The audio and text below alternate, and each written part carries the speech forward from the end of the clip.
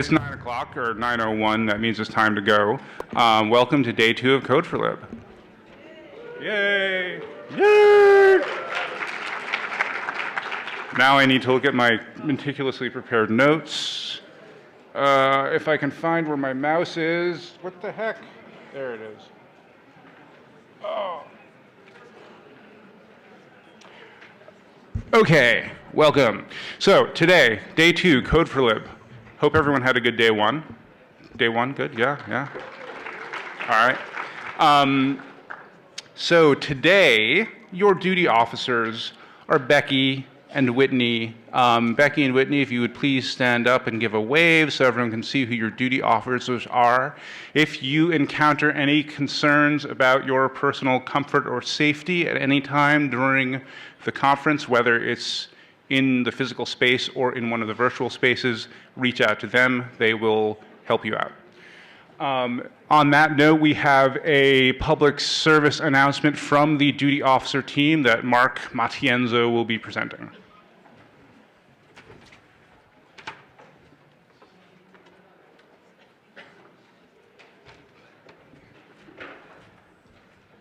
Good morning. The duty officers would like to raise our concerns about the discussion that Code4Lib Slack yesterday afternoon during the lightning talks. Snark and ableism directed at community members during technical difficulties does not make for a welcoming environment and does not encourage people to propose lightning talks. We ask that people consider how their words might be received by presenters and folks who are making lightning talks. While we recognize that it can be frustrating to have to listen to microphone feedback, the fellow community members who are leading by example through taking the podium and presenting deserve our respect and constructive feedback. Since the microphones are important for accessibility for the presentations, both the people inside this room and outside, we have taken the step of providing an additional wired microphone at the podium. We encourage presenters to pick the microphone that allows them to be most easily heard. As a reminder, duty officers are available to help provide support to anyone who has been harassed, threatened, abused, or feels the code of conduct has been violated during the conference. You can contact the duty officers in person, via phone, text, or email, via the /duty officers command in Slack, and via the anonymous web form. Thank you.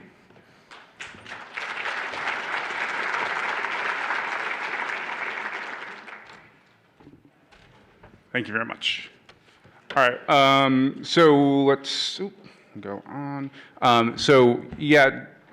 The microphones can be complicated. We all recognize that. Just everyone do your best and be cool. I don't think I can say it better than Mark did, so I won't say any more. Next, sponsor thank yous. Our silver sponsor is Temple University Libraries. So let's give a big round of applause to them. We also, you may have noticed, have the awesome and amazing transcription service going all throughout the conference, which is an incredibly difficult job and an incredible amount of work. So great job to the transcription team. And also a big thank you to our transcription sponsor, which is Harvard University Library.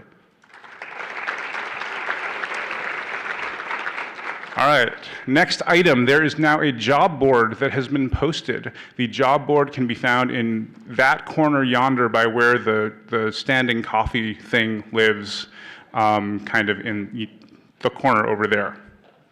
Corner there. So take a look if you want to post a job or you want to find a job. Next, social events for the evening. Tonight, we have the Share and Play event, or Play and Share event. I'm not sure which is the official name. It is taking place at 6:30 p.m. in Kirchhoff Hall, in the Grand Salon, which has its name for someone that I can't remember. There are directions on the conference website, 2017.code4lib.org. Go into venues, and you'll find the Play and Share entry if you want to figure out how to get there. Bring your lanyard, bring some games to play, and or some food or drink to share. I believe that both dry and not dry beverages are permitted to this. Is that correct? Correct. All right, thank you.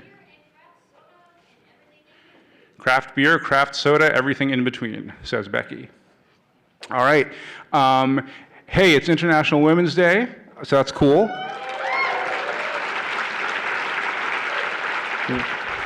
And perhaps intentionally, perhaps coincidentally, I don't know, but Boyoon has a announcement about hashtag LibTechWomen. There's a meetup event this evening. Boyoon, are you in? There you are. Do you want me to announce it, or do you want to announce it? Do you want me to announce it, or do you want to come up and talk about it? Oh, there's a microphone. All right.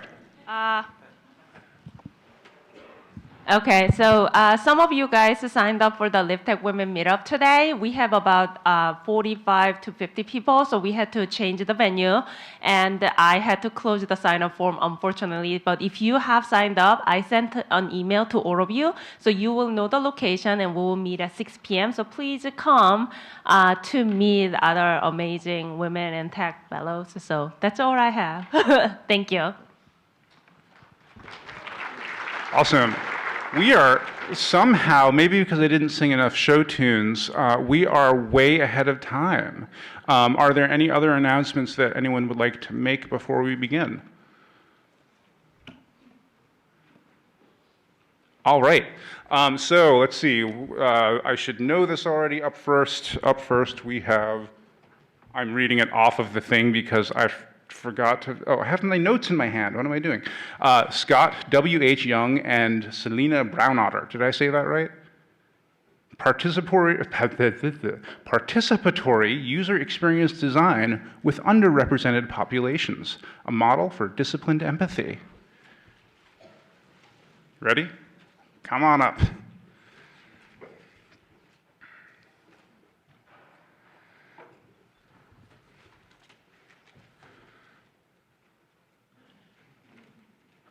Hold on, I'm making the slides go. There we go. Okay. Thanks, Trey. Don't worry about mispronouncing participatory. We've been practicing that for many months now. Not the easiest word. So, good morning, everyone. We are really happy today to be here talking to you about participatory user experience design with underrepresented populations, a model for disciplined empathy. So I am Scott Young. I'm a digital librarian and designer from Denver, Colorado. And I'm Selena Brownotter, and I'm an architecture student from Standing Rock. That's my Twitter handle right there. Hi, Scott. You'll see me in the hashtag right about now. I just tweeted the slides in case you want to follow along. Yep. Okay.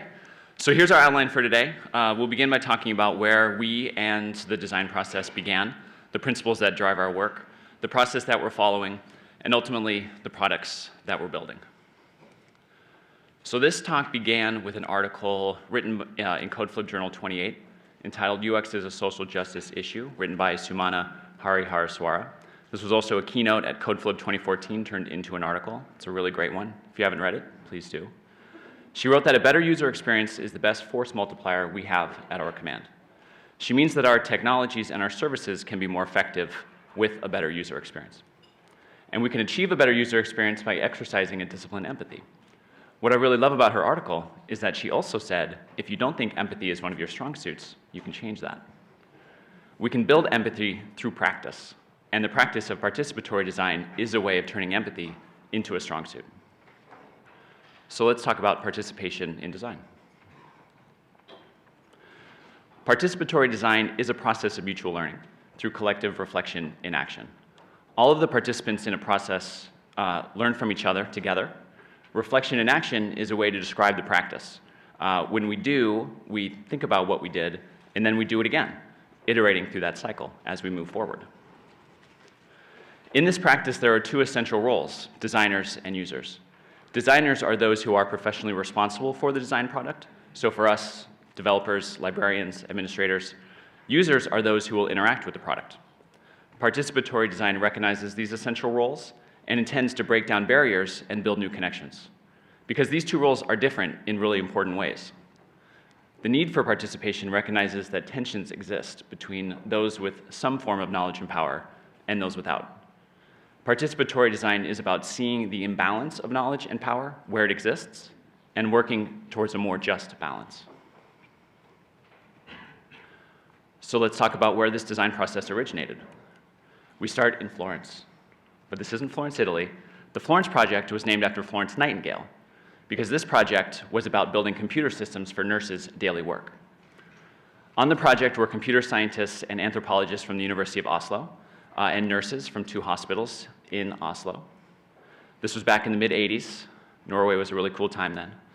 The participants worked in direct collaboration with interviews and on-site observation, driving a process of mutual learning that resulted in prototyping a new computer interface for the nurses. The project was motivated by a desire to support and empower nurses in the workplace and to explore new approaches to system development. This was the object of their work. Nurses traditionally would write care notes on physical notepads.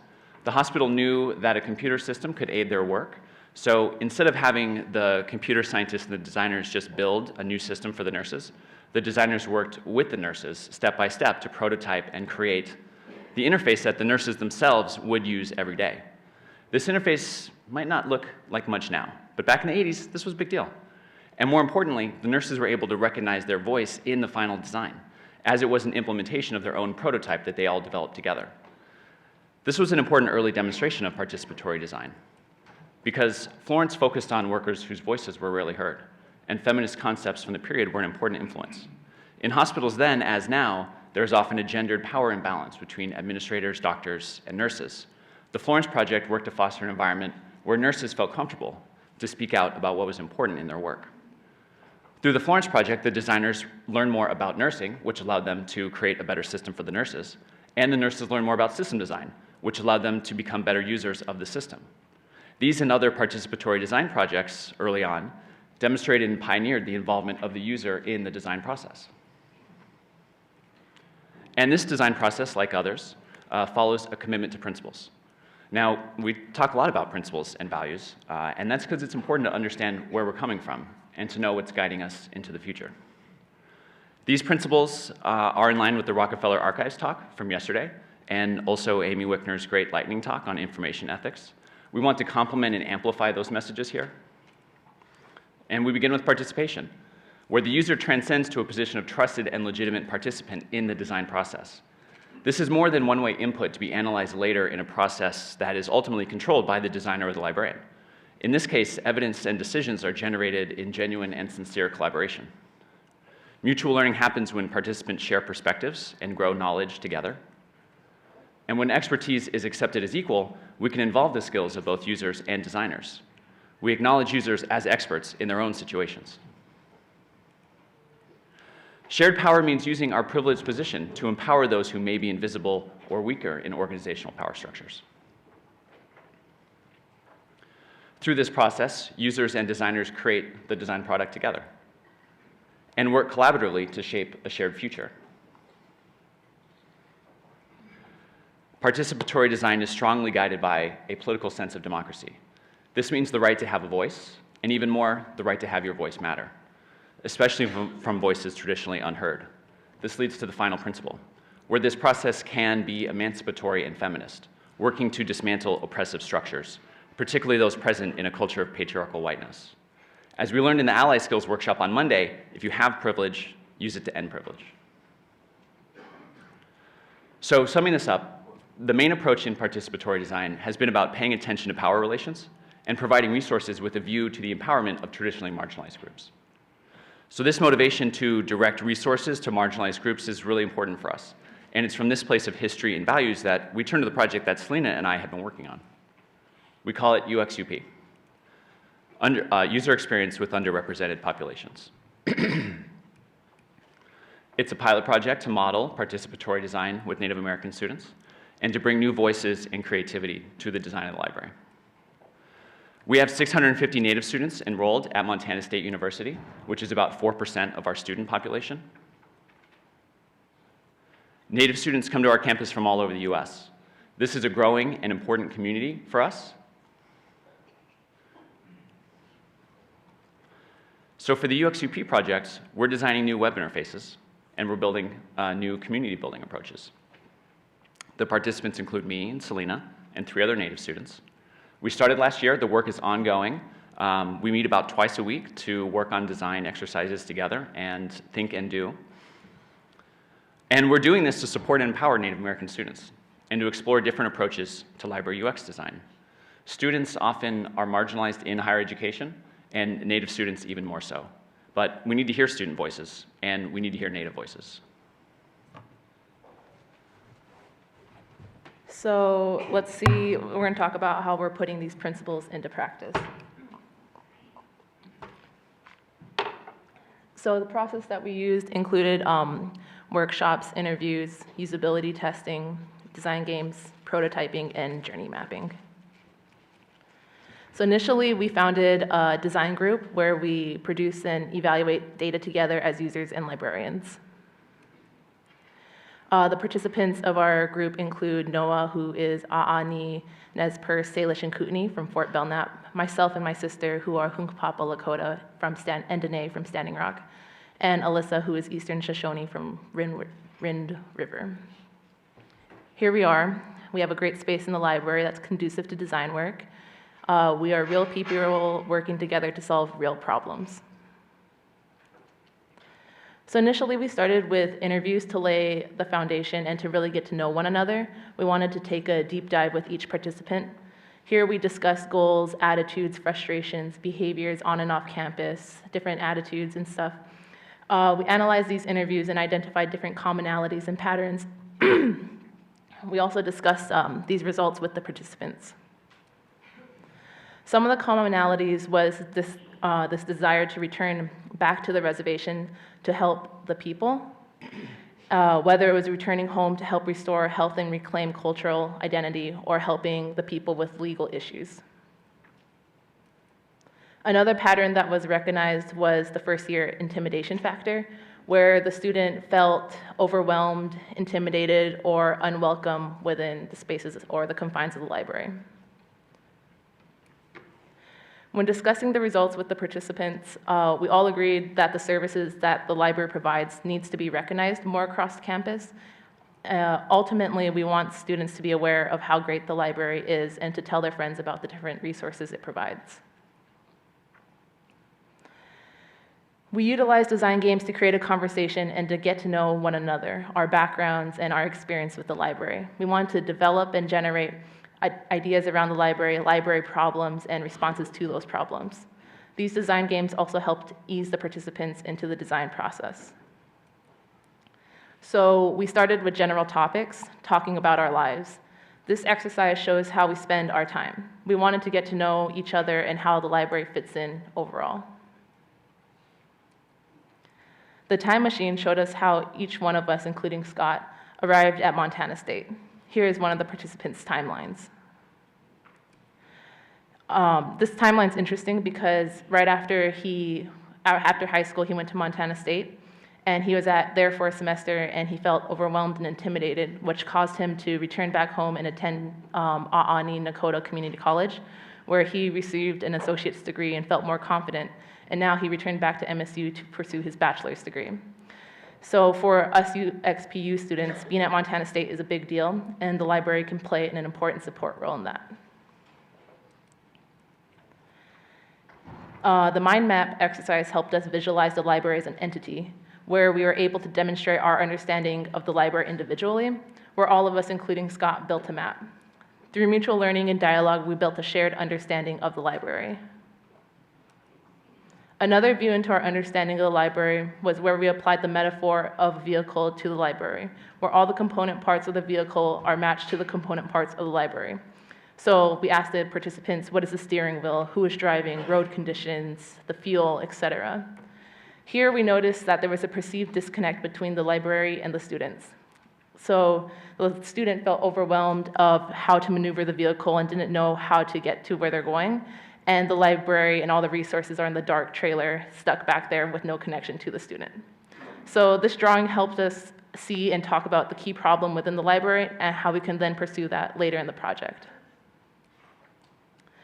We wanted to understand how the website factors into that disconnect, so we started to test which factors are important.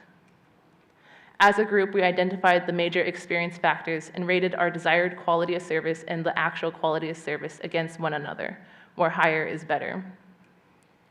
From this exercise, we were able to see the top 4 factors that affect the website and the level of disconnect between the desired and actual quality of service.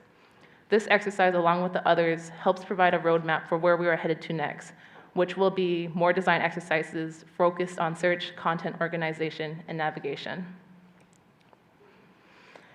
Then we created an abstract version of the emotional impact of the library. We asked the participants to create a collage that represents how they want the library to make them feel. Here is a collage of one of the participants. Wanted to have a sense of accomplishment, capable and comfortable, like able to learn while maintaining their native culture. Here's another one where they feel part of a community and are inspired and happy and working towards a journey, working towards a goal, confident and comfortable, and moving in new, strong directions. With the data from our design exercises, usability tests, and interviews, we were then able to predict next year's headlines as a way to articulate our motivation and direction. This design game helped us talk about where we want to go with the project. We all developed the headlines to talk through our goals. Native American students help improve library usability. Scott and the crew solved the freshman fear of the library. The intimidation factor, this was an intimidation factor that kept reappearing in our design games, in our interviews, and through our usability tests. User Experience Group revamps MSU's library website, integrating innovative and simple web interfaces for easier student access. We would love if we can accomplish this. So overall, we want to create an environment which is inclusive, comfortable, and easy to navigate, where the users felt a sense of confidence and inspiration, and also help strengthen the library's overall presence on campus. We will be able to get there through the use of participatory design for both the website and enhancing development of the campus community. So what we're building through this process can basically be divided into 2 categories. We have practical products and political products. So practically, we're designing new web interfaces, or at least high-def prototypes for new web interfaces that we can implement later, and new approaches for reaching out to Native communities on campus. Politically, we're providing a space for new voices and new empathy to grow. Through this process, Selena and the other students are becoming better library users, really like quite expert library users. We're taking really deep dives every week. And I'm becoming a more empathetic librarian. I'm learning a lot about a culture I didn't know a lot about before, and this is making me understand where these students are coming from and how I can better serve them, how our organization can better serve them. And ideally, we would also create new structures that interrogate, dismantle, and replace existing power dynamics that disadvantage students and disadvantage Native students. And the motivations for this work are also practical and political. Practically, we're creating better design products and better user experiences. And these are fine outcomes in their own right. But this is the limit of most of today's design disciplines. User-centered design and service design are both really great at creating products and experiences, but participatory design wants to go deeper. More than a better product and a better user experience, participatory design wants to take a stand. It's a political process as much as a design process, saying that every person should have the right to participate equally in decisions concerning their life. There are some barriers to this work that we should acknowledge. The process takes time and resources, and that depends on your institutional values and your organizational culture. If there's funding for this work, if there's time in your jobs to pursue, to learn about this work, to gather your team, to bring students into the process and to pay them well. And so your org may or may not support this work, but it's really good work. If they don't, I think you can make an argument that they should. Externally, libraries, we have our fair share of closed and commercial third-party systems with wide-scale standardization. That doesn't make this kind of work impossible, but it does make it just a little more difficult. But that's why we're here at Code4Lib. Participatory design works best when focused locally, building custom systems, apps, and tools for specific communities. And that's why participatory design can flourish in the Code4Lib community, because we are an open, generous community of builders who want to design customized technologies with empathy and inclusivity. This is our community, and participatory design can work here really well. We specialize in building prototypes with customized applications. And for those apps to be as good as they can be, participatory design can help. And as Hillel Arnold said just recently, you don't have to code to participate in systems development. This was an amazing quote, and it's so right. We can engage and empower our users through the application and systems design process. Because ultimately, people have a right to influence their own world, including the use of information technology. And through participation in design, inclusive practice and diverse voices bring about better services and experiences for all users. Thank you.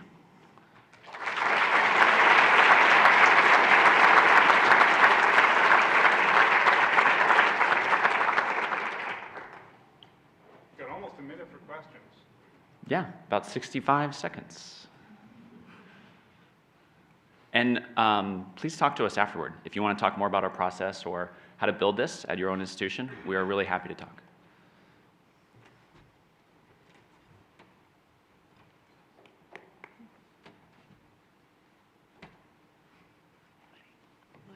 All right. Thanks.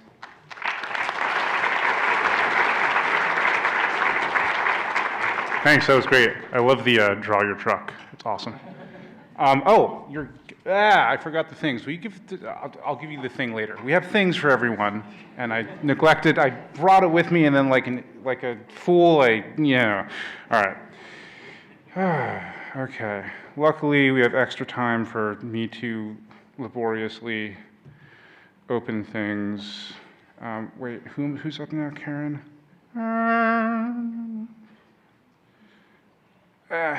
Macintosh.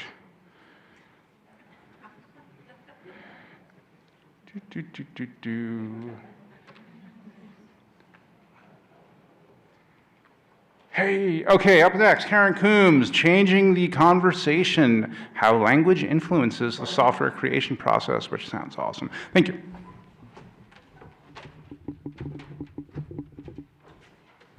Good morning, everybody.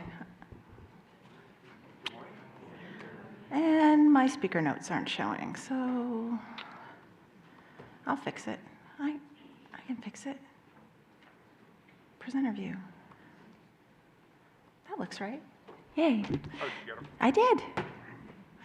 Good morning. My name is Karen Coombs, and I want to talk a little bit about how the language you use influences and shapes the software development process. I've been coming to Code4Lib since the first conference in 2006. This is my 11th Code4Lib. I'm a librarian and a developer, and I look at the software development process through those lenses, in particular the development lens. However, in the last year, as part of my own professional development, I've been trying to learn how to look at the process from other perspectives. For example, the person funding the software development process, the user of the software. I'd like to spend my time today talking a little bit about how changing your perspective to be problem-focused can present new opportunities and change the software development process. Let's think for a moment about the typical processes and words we currently use for writing specifications, evaluating software, and identifying and prioritizing projects. We use terms like features, stories, acceptance criteria, APIs, databases, code, indexes, discovery systems. When we think about software, we're thinking about what we're going to make and how we're going to make it. Now let's think about the words users use when they think about software.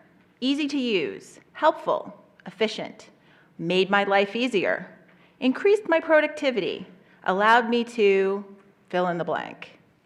Users are thinking about how the product solves a problem for them or meets the need they have. Some people expressed their disappointment yesterday in Slack about the microphone issues. One of the things I noticed was that in that conversation, people immediately moved to solutioning. And I'll talk a little bit more about what that means later. Also in Slack yesterday, somebody expressed their disappointment that the cookies were not chocolate because what their problem was at the time was a chocolate craving. You might think my cooking and food examples are a little bit odd, but the reality is the cook or the technologist cares about what's being made and how it's going to be made. The consumer, in my house, a fussy 3.5-year-old, cares if the thing being presented is tasty and is delivered when he's actually hungry. As a library technology worker, when I think about software, I'm almost always focused on features, the technology, the solutions. How are we going to solve this problem? It happens to me as a user of software even. More than likely, I'm thinking, if only they added feature XYZ. On a rare occasion, I think more like a user in my mind. Gosh, I wish there was a piece of software that would help me do X. This means I have to work really hard to think about problems and the user perspective. I want to stop and point out another example from Slack yesterday in a little more detail that kind of got called out by the folks from in relationship to the code of conduct. People were talking about the microphone issues, but the way in which they were talking about wasn't, oh, the microphone issues are an issue because the transcription person needs to be able to hear what we're saying, or the folks who are watching the live stream need to be able to see, or we're having a problem hearing in the room. They weren't talking about the problem. They immediately jumped to, well, if we did X, or if we did Y, or we did C, E. This focus on solutions has consequences to how we approach creating and evaluating systems. You might be thinking to yourself that this sounds an awfully lot to talk about good UX or good usability. But what I'm here to say is that we have to stretch our thinking beyond questions of UX and usability to escape the tendency towards solutions in search of problems. A problem and user focus demands that you build things to solve the right problems, the problems which are the most impactful, and/or the problems which are going unaddressed in a given space. In an environment where resources are scarce and the value of the library may be in question, clearly demonstrating how technology decisions directly impact users and institutional success is our only sustainable way forward. But doing this is really, really hard, because the problems you know about are tied to who you talk to. Ask yourself, who do you as a library technologist or a librarian talk to about problems? We all talk to each other all the time. We talk to other librarians. We talk to the current users of our system a lot. But how many of us engage with potential library users who have never come into the library or used our software at all? How many of us have an opportunity to engage with people developing library strategy or university strategy? Without doing this, how can we be expected to answer the larger strategic questions such as, how will this system help the library improve student success within the university? To me, answering these kinds of questions that connect library technology to strategy is key to the success of libraries. It is how we ensure the appropriate funding and recognition for our libraries.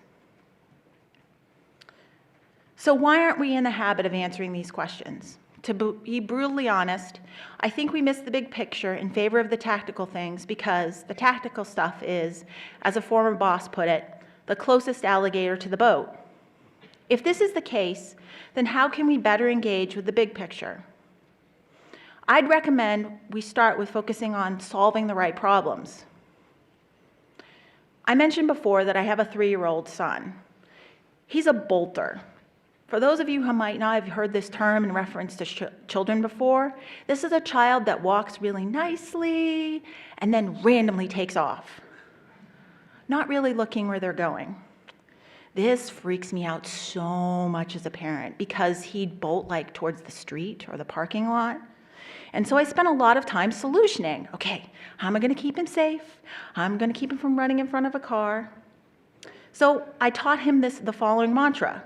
What do we do when we're in the street? What do we do when we're in the parking lot? Hold hands. This seemed to be a really effective solution until I needed him to hold my hand in a crowded place, like the airport. To which he replied, "Mommy, this is not the street." What I thought I'd said was, be safe, because his safety was the problem I was trying to solve. But because of how I'd solutioned, what he'd heard was, hold hands in the street. The truth is, my son wasn't wrong. He was doing exactly and literally what Mom said she wanted. But when we follow this literal approach in building systems, the result isn't always the desired outcome. To avoid this issue, everyone involved has to listen carefully and ask good questions in order to ensure you solve the right problem. In addition to solving the right problem, you also have to ensure you build the right thing. Take this example, which I've personally encountered several times on OCLC trips to Europe. This universal power converter has several key features necessary, but it isn't the right thing for someone who needs to plug into their American laptop into this outlet. Some would say this is a usability issue, and it is, but it's also a case of building the wrong thing. In the software development world, building the wrong thing can be very expensive and very inefficient. Beyond ensuring that you solve the right problem and build the right thing, shifting the focus on problems can generate opportunities to innovate and build a new thing or new things to solve new problems or problems. The problem might be one being experienced by one of your existing user groups, a new problem being experienced by one of your existing user groups, or it might be for an audience or user group you haven't worked with before.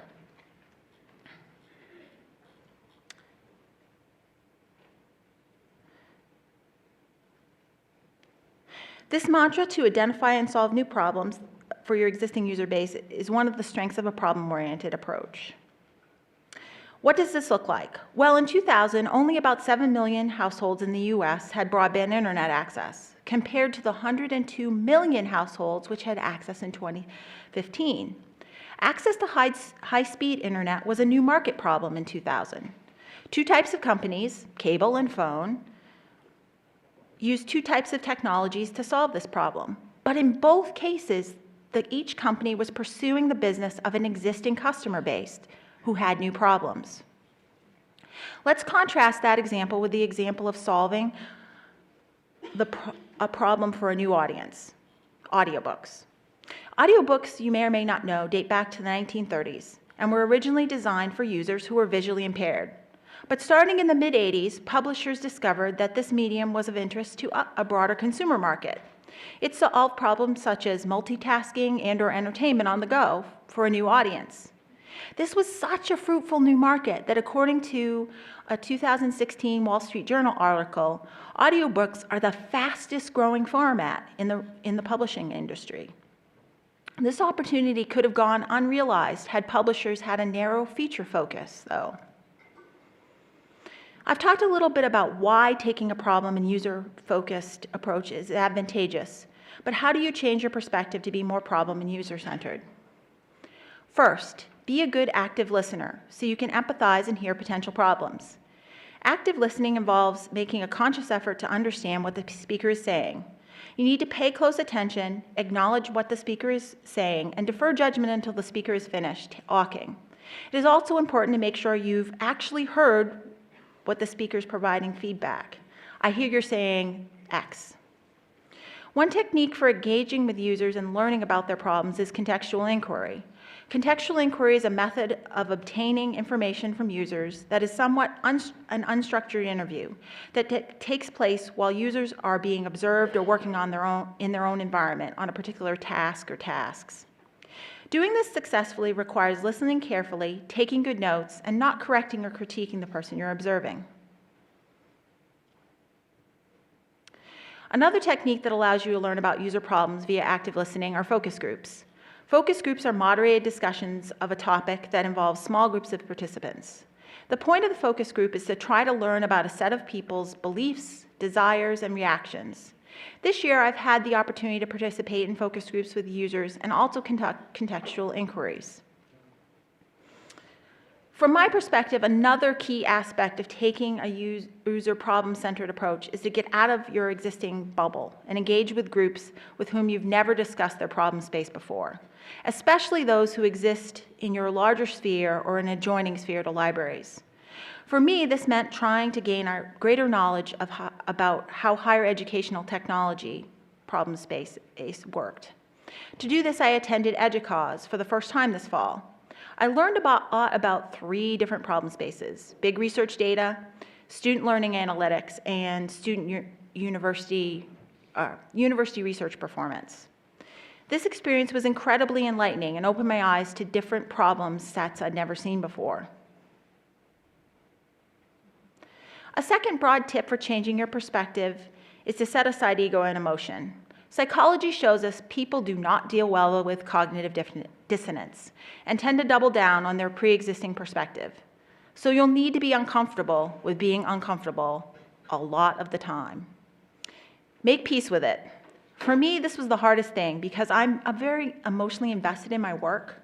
Working on projects that were trying to be more problem-oriented with others helped me to see that truly listening to users' feedback and perspectives helped to make the overall product better.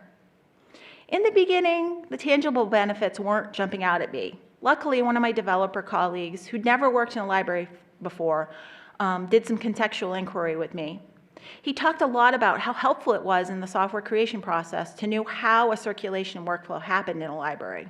This was a bit of an aha moment for me because I've worked in a library for 17 years, and it never occurred to me that a workflow might be confusing to someone who had never seen or done it.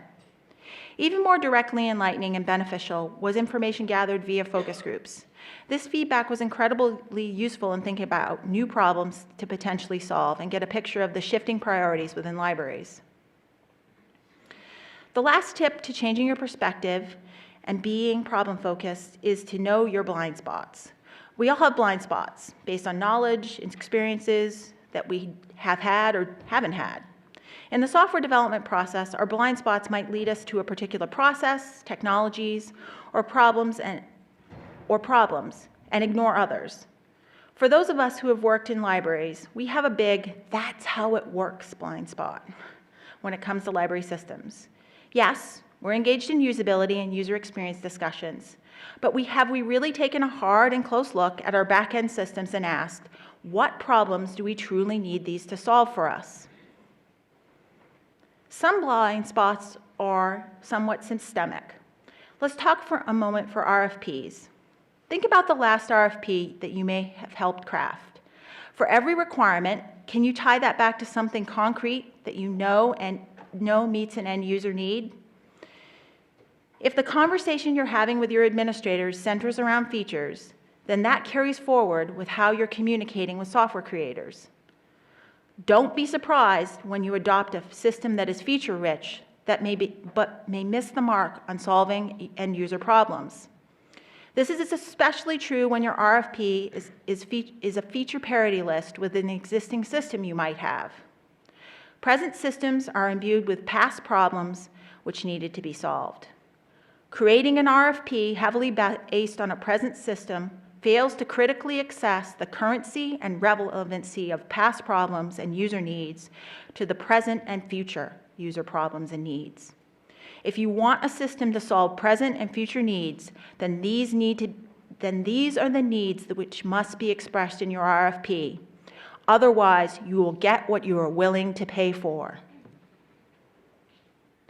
If our organizations and processes aren't problem and user-focused, how can each of us work to become more so? First, begin to self-assess what perspectives and language you and others are using in discussions of software and systems. Second, open a conversation with your department or library about the problems you are trying to solve and who you are solving them for. Try to answer that question for each technology project you have on tap for the next year. Third, start gathering problems from and engaging with a wider group of users and audiences. Fourth, educate others in your organization as to what it means to be problem-focused. Lastly, begin to engage in conversations with your software providers about problems, not features. Think about asking your support questions in different ways. Rather than focusing on whether a system has a feature, ask about the system's ability to solve a problem.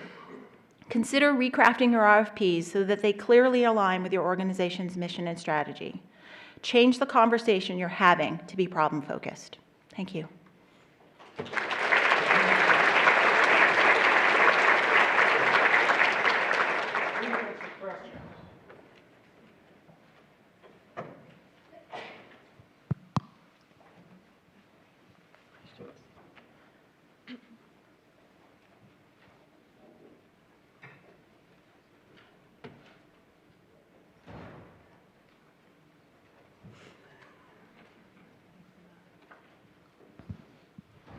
So could you talk a little bit more about how we should frame our support questions in the way of problems? Because in my experience, that can make things a little bit harder.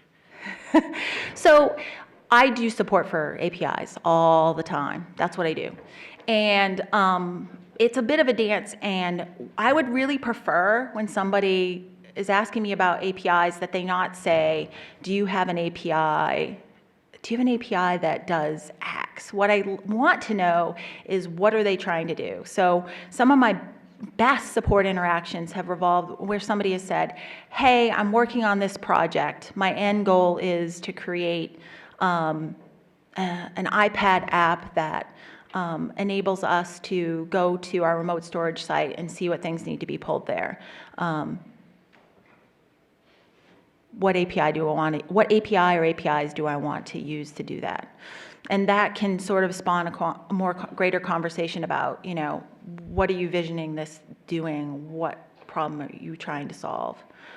It's really hard when people say, do you have an API? I wish you had an API with financial information. Okay, patron financial information, acquisition financial information. Or just generally, I wish you had read-write APIs for everything. Really? Do you really want to have a read API for all kinds of patron data that's PII? That doesn't make sense to me.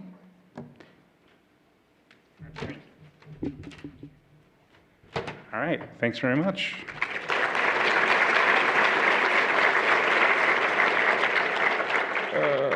Now I get to awkwardly fuss with things again, which is everyone's favorite part of me being MC, I'm sure. What the heck am I doing? Lynch. Up next, we have Kate Lynch. Intentionally horrible markup, strategies for testing and enhancing web accessibility on a larger scale. And let me see if I can get this to present right. View, slideshow, presenter view. There we go. All right. Thank you for having me here. My name is Catherine Lynch, and I am a developer for University of Pennsylvania Libraries. And today I'm going to talk to you about strategies for testing and enhancing web accessibility using intentionally horrible markup. I will explain, I promise. But first, a quick definition of web accessibility. Here's a quote that I come back to often that's beautiful in its simplicity. Simply put, web accessibility means that people with disabilities can use the web. This refers to measures taken to ensure equivalent access for all users, taking into account disabilities related to vision, hearing, perception, cognition, motor skills, and more. Accessibility testing refers to testing web interfaces specifically for how well a disabled user would be able to perceive, understand, and operate a website, given the state of the code. There are several methods for accessibility testing, but here we're going to focus on strategies for testing throughout development and content creation facilitated through the use of web accessibility validators. Validators are pieces of software that are used to help evaluate web page accessibility by performing a bunch of automated checks for various potential accessibility issues. They're a powerful tool because they can allow us to cover a lot of ground quickly, identifying the majority of bare minimum accessibility measures that need to be taken, and highlighting proceed with caution areas where features can be flagged as potentially more complex than the tool can evaluate and can direct our attention for human intervention. And though powerful tools and absolutely essential for creating a sustainable plan for testing and enhancing a growing base of websites and applications within an organization, before you even start to look at those that are out there and what they can do for you, it's imperative to ask yourself one question: why? Not why as in, why is accessibility important, or why should I even bother having a tool like this, because we all know the answers to that. That's what's gotten us to this point right now. But rather, why do we need an accessibility evaluation tool? What purpose does it serve in our greater strategy within my organization, and what do we really need from these tools? It's important to ask ourselves this because validators cannot be used without close supervision of humans. There isn't yet an accessibility validator out there to completely replace a human being, so if we can't yet just Skynet our accessibility validation efforts, then where does this fit in? To better help us answer this, we want to consider who is expected to use these tools. The answer can fit broadly into three categories: developers, content creators, auditors, or people specifically tasked with generating accessibility reports, checking for errors, and going back to folks who can fix these things. Now, often there will be cross-pollination between these roles, people wearing multiple hats within an organization. However, it's important to consider each of these roles as functions and what each of these functional roles need from these tools. Here's a relatively common organizational model based on these roles. An organization needs something that can check a whole website or whole sets of sites without much fuss. It's okay if these checks take some time as long as an auditor doesn't have to do a lot of babysitting. Furthermore, these large checks need to generate a report that can be shared with the right people for gauging progress toward improvement. This is the tool that will be absolutely critical for working on the big picture 30,000-foot view of an organization's accessibility needs for reasons that I'll go into in a moment. Additionally, we need tools for developers and content creators that will allow them to generate accessible work and remediate existing problems without impeding flow.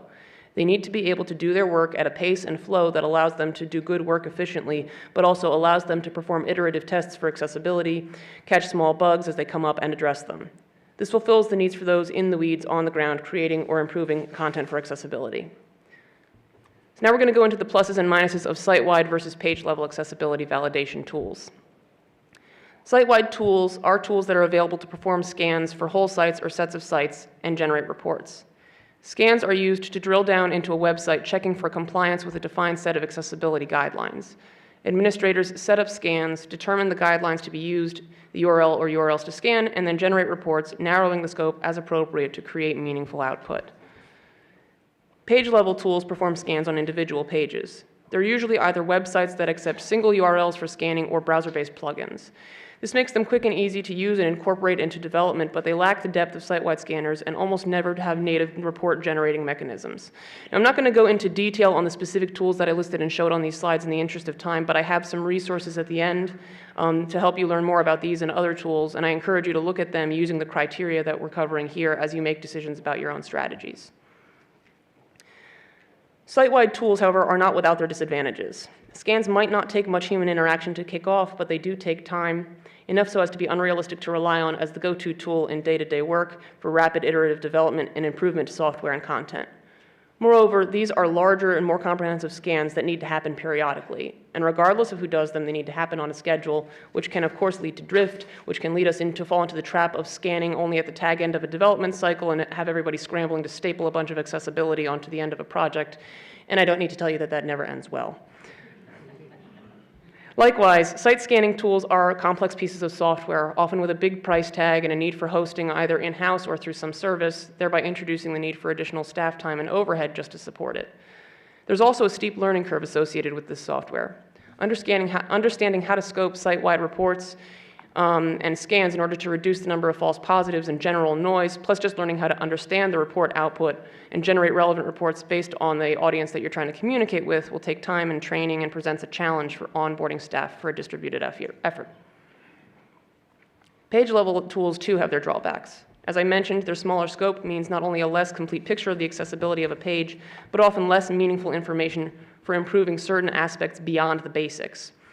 A tool like this might be able to tell you that you have ARIA present in your JavaScript, for example, but not if you're using those attributes correctly, or whether you need to use ARIA to further enhance some dynamic interactions that you've introduced. Also, being smaller in scope, these tools are less configurable, usually performing scans against one or two sets of guidelines dictated by something like W3C's Web Content Accessibility Guidelines. Their lack of exportable reporting functionality makes them harder to use as a high-level tool for communication, and if they're browser plugins, they're often browser-specific. Finally, being limited to scanning one page at a time, this makes them simply unsuitable as a singular solution for organization-wide accessibility evaluation efforts. But in both of these situations where one type of tool falls short, the other type tends to pick up. Site-wide scanners are sustainable for larger-scale accessibility evaluation efforts, as scans can be configured and run on whole sites or batches of sites with little intensive effort to get it going. They are also a great tool for communication. Scans can be heavily customized for testing against different selected sets of criteria. This allows administrators to set gates for compliance at various levels, testing specifically for the things that must be done in one scan, things that should be done in another, and things that can be done in another. Additionally, reports generated by these site-wide tools are invaluable for illustrating the realities of undertaking accessibility improvements in a quickly quantifiable way. They can provide powerful visual aids to justify time needed to fix issues, illustrating just how much time it may take. This not only helps to debunk the fallacy that accessibility is something that you can just do quickly at the end of development or off in the background during development, and in so doing helps set accessibility work as a priority within the organization. And on a more positive note, reports generated by these tools can be one of the best and easiest ways to show stakeholders at all levels of engagement in the process of progress over time as accessibility improves. Likewise, page-level tools are quick, lightweight, and easy to use on rapidly changing interfaces. They are an essential tool for developers and content editors making changes to test immediately for addressing accessibility needs. And what they lack in broad scope, they make up for by beautifully supporting checks for baseline accessibility measures, the musts, the low-hanging fruit like alt text, heading levels, list structure, etc.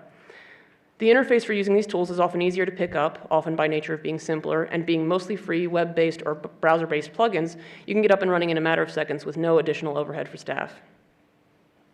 Now we're going to cover some best practices for evaluating site-wide and page-level validators. Often when we evaluate tools that do essentially the same thing in slightly different ways, we select a set of web pages and have several different tools go to work on them and then compare the output to see what seems best. This is a decent strategy, but can we be sure that we know everything the tool should be catching? Can we be sure that it's not missing anything? Really what we're asking is, how can we know what we don't know? Does anyone know? I don't know. It's a really tall order. And so, So sure, we may have an in-depth understanding of what we are aware is likely wrong with the pages we've selected in terms of accessibility, and we may believe that we can adequately tune out the false positives on our own without missing anything, but it's just an unrealistic expectation to assume that everyone would have that sort of intimate knowledge of every page scanned, and it's going to make it that much harder to make sense of these tools and their outputs while we're familiarizing ourselves with them for the first time if we don't know exactly what we're looking for. Basically, wouldn't it be easier to evaluate tools against the same clear set of criteria? You can try this by determining a set of accessibility-related situations that you want to know how all the tools respond to. So for example, alt text. All of these tools will probably detect if alternative textual description of an image is missing, but can these tools do more? Can it recognize when alt text is too short or contains common mistakes or filler text? Can it recognize when it's too long, repeats adjacent information, or has the same alt text as another image on the page? This is where we get into what I call the intentionally horrible markup strategy. I promised I'd come back to that. Determining a list of very specific accessibility problems that you want to know how these tools handle, and then create a series of web pages that contain some intentionally horrible markup. Oh good, you can kind of see that horrible pink that you cannot see, you cannot read it. Look for programmatically easy to determine stuff like out-of-order heading structure, invalid HTML, messed up form markup, but also throw in some less easily supported accessibility errors like walls of text, ARIA errors, orphaned or dynamic content, and some color contrast issues for good measure. It's also a good idea to throw in examples of actually accessible use cases so that you can be sure how well the tool does not generate false positives when reporting on actual problems. By doing this, we have a clear set of things that we know are problems, things we know specifically are not problems, and everything in between. You can easily point each of these tools at these sets of conditions and see how they handle them, focusing only on what you can know. In setting one of these things up, I recommend using an online publishing platform like WordPress or Blogspot for hosting your horrible markup. This has the advantage of generating some potential false errors flagged in web templates that you don't have to worry about creating yourself. And this will allow you to evaluate how noisy the tool is and how well you can scope out errors that you want to ignore. So with some strategies for using accessibility validators and testing, information for evaluating validators to select confidently, we're going to close with some observations for effective accessibility testing. Everyone knows how to use everyone else's tools. We've identified a few different roles and a couple of different types of tools. It's important that everyone involved knows how to use all of the validators being used in an organization, not necessarily in the same depth as one another, but just so that they can understand how they work and how their outputs are generated, so that this boosts understanding of how errors are detected and reported. Also, everyone is having the same conversation. Accessibility testing can be done in a variety of ways at various levels of completeness, everything from in-depth user testing to evaluations using tools like what we've covered here, to lightweight manual checks into the source code, to just popping open a browser and hitting the tab key to check the source order. The same tools and methods that are used to indicate and report a problem must be used to evaluate possible solutions in order to work. What we want to do is facilitate a rapid response and confident reporting between people who find problems and people who can fix the problems so that accessibility issues can be effectively communicated and efficiently addressed. And finally, in your work around accessibility, I implore you to always remember the human factor.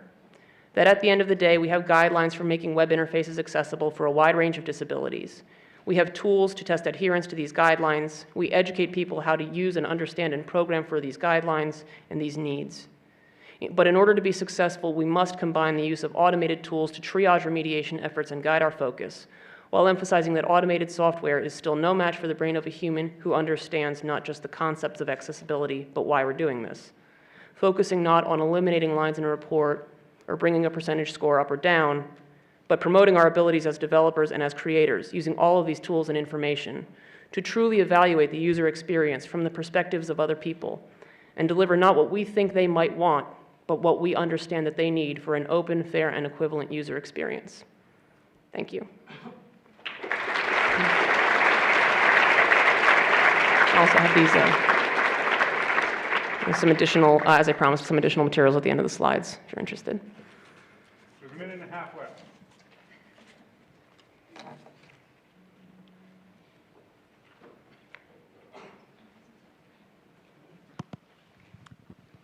Hey, Kate. So do you have any concerns with in using these tools? They might be used at the management or administration level in which, hey, we scored a 95 out of 100 in accessibility. We can't have any possible accessibility problems, can we?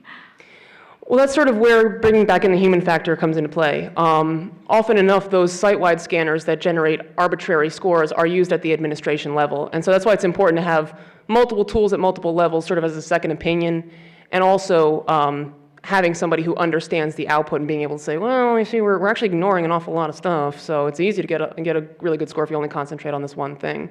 So it's sort of like using these tools as part of the strategy, but understanding that we're not teaching to the test. I have a question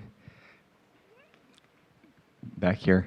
I'm just curious because I think that the intentionally horrible markup would be really useful to share because we're all trying to generally test for the same things, and I was wondering if you would be able to share that with Sure. As long as you all know the context, I'll be happy to share it. Yeah.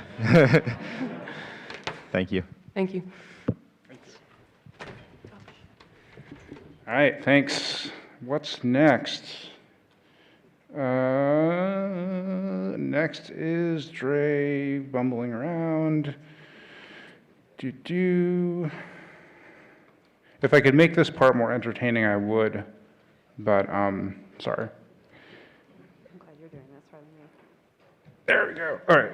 So, I should introduce our speaker. We've got Margaret Heller up here. We all live in a community submarine.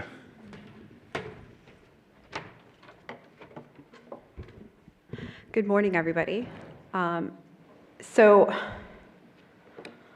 my name is Margaret Heller. I'm Digital Services Librarian at Loyola University Chicago, and this talk is going to be partly theoretical, but I'm also going to present an analysis of some projects that have been presented over the early years of the Code4Lib conference and how well they have succeeded at their community efforts. And don't worry, I will protect everyone, it will be anonymous. So everyone starts somewhere, and I think we can all really learn from each other. So I chose a theoretical framework of Yellow Submarine for this talk, not only because I have a 3-year-old who really enjoys the song, but also because it dates to the same time that a lot of community efforts around library automation picked up speed in the late 1960s. So OCLC started in 1967, LIDA started in 1967, and then the development of the Notice ILS also began at Northwestern in 1967, and Yellow Submarine came out in 1968. I mention Notice in particular because I find it such a striking early example of a model that keeps repeating itself in library technology. A large research library, usually academic, but not always, it could be public or could be government, has to solve a problem. In this case, Northwestern had built a library on top of landfill and had to separate their stacks into different towers so they would not sink into the lake. So they needed a new system to track their books. They had the resources to put into development and built their own sophisticated integrated library system. And lots of others were attracted by this idea. So by the late 70s and early 80s, the project was successful enough that a large community developed around it. And partly due to that community, Notice became a commercial entity that was eventually acquired, and the original product eventually went away. But the active community that was built up around the product and maintained through the years created some of its success, and I think is a good model for what we still need to be doing. So if open source software or community-based products are to be successful, they need to have committed members who give their time freely. And the question is, how do you create these groups? So I turned to the literature of volunteer engagement for an answer to this question. Alphys, Shantz, and Bailey present a useful model for volunteer engagement in their 2016 study. Engagement is defined in the management literature in many ways, but for the sake of this talk, I'll just summarize it as a state of being absorbed in your work and a heightened sense of well-being that increases the likelihood that you'll stay involved. Without long-term engagement, communities around tools will wither, and so eventually will the tool. So their model of volunteer engagement requires a couple different things. It requires task support and emotional support. So examples of task support in a more traditional volunteer work kind of program might include, for example, a recipe for preparing meals in a soup kitchen. But for library technology, I would categorize it basically as getting unstuck technically. Emotional support, on the other hand, is, if for something like a soup kitchen, could be techniques for engaging with the homeless patrons of that soup kitchen. For library technology, it might be getting unstuck politically or socially with introducing a tool to your colleagues or getting involved with the community. And both of these are essential. And I think a lot of people have already addressed this morning about why that's essential, but if you look specifically at something like digital humanists, for an example, there's a 2016 paper by Richard Lane, describes success in open source development requires navigation of enmeshed modes of digital communication, and it requires constantly being reflexive towards your community and cross-sourcing feedback. It's something that you have to know. You have to know what the problem is, and you have to know how to talk about it to be successful. Both are essential. Okay, so to figure out how this plays out in library technology, I looked at projects that were introduced in the Code4Lib conference mostly over the first 5 years of the conference. And I chose projects that suggested in their abstracts that they were trying to develop some community around the project, around the tool, rather than just kind of a one-off demo of open source software. And so I ended up looking at about 20 projects, and I looked at their funding sources, general levels of participation, history, and types of task or emotional support that seemed to be necessary conditions for success. And success could be defined in multiple ways. For this talk, I'm going to talk about they just have an active community that's still extant in 2017. And I found that 11 of the 20 were still definitely active, and only one seemed to have disappeared completely. And other tools are in production and have a presence online to some degree, but there's not really a big community to speak of. And so I'm going to not necessarily talk about specific projects, but that I analyzed, but I'm going to use some analogous examples from literature in my own example. So let's talk about what makes a successful community effort. So I figured at first that the project needed funding to be really successful. So do you have to be funded by a 19th century industrialist or a large government agency to have success? And we have here Andrew Mellon, Catherine Matthew from IMLS, Alfred P. Sloan, and France A. Cordova from the NSF. So the answer is not necessarily, though. I found projects funded by Mellon Foundation, IMLS, Sloan Foundation, NSF, among others. However, some of the more successful projects are funded by member developers and their home institutions. Projects with major funding can fail, and projects with almost no funding can succeed. The important thing seems to be more related to how well the product or community solves a real problem that people have and the motivations they have for being involved. So I'll use a local example to illustrate this, and you don't have to worry about reading the actual words on here. I'll say what they are. My library partnered with several other campus departments to hold a transcribe-a-thon for Frederick Douglass's birthday on February 14th. I got permission to use the feedback from that event in this talk, and I have some themes that stood out.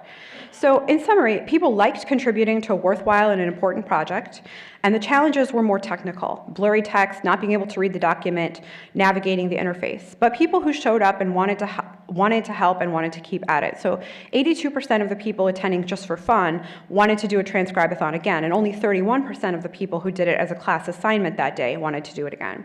So what are the actual techniques you can use to maintain the good parts of community and overcome the challenges? So I looked at the different types of community building and participation tools offered by the projects overall. And so here's some general themes I found for what type of support offered. And I don't have time to go into detail, but the projects that, these are some of the types of things I found. And the projects that offer more of these tended to be more successful, and a minimum for the 11 active projects. For task support, you need to have some kind of detailed documentation on a wiki or on GitHub, and a developer's discussion list.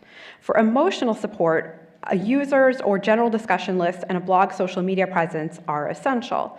However, all of these other things really help. So only one project that's on my list that's still active lacks anything that is immediately apparent as emotional support, but I suspect what I've labeled as task support may in fact be emotional support for some projects. But the perceptions of outsiders is important. Would someone else coming to this project know what it is and how to get involved? So this brings me to my last point. What are some other factors for how community plays out for particularly successful or unsuccessful projects? So who stinks and who swims? So I'm going to talk about an unsuccessful project first that has a great postmortem in the literature, and that's Project Bamboo. So it had the trappings of a project that should have been successful, but it ultimately sank. It had funding from Mellon, a staff, a wiki, documentation, and a blog, but it ultimately failed because it was not solving the actual problem that humanities scholars had in a way that made sense to them. So this was trying to solve digital humanities problems at scale, but it didn't solve the problems people really have. And it also ultimately relied heavily on institutional memory, which faded as staff changed, and thus ended up lacking task support. On the other hand, from my perspective as an outsider, is the Hydra project has great community building efforts. So I think it's particularly successful because it has had a large number of partners and active developers and an active community all since 2008. So again, this is based on my perception as an outsider, but there are a few things that I think are particularly effective. There's a clear explanation on the site of all the avenues of support and collaboration, so you know why you would use the Project Hydra website, the GitHub repository, and the wiki. There are clear explanations of the community's governments and expectations, including code of conduct, and there's an explanation of how the community is sustainable over time.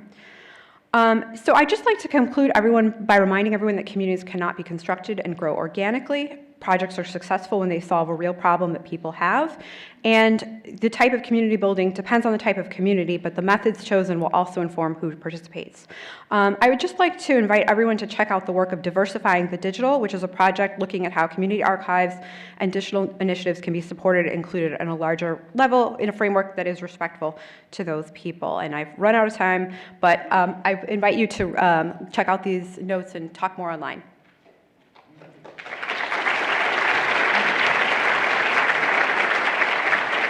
Thanks.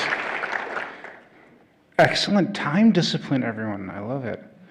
All right, up next, we've got Kate Dybel. If I can do the thing I do with the what's it.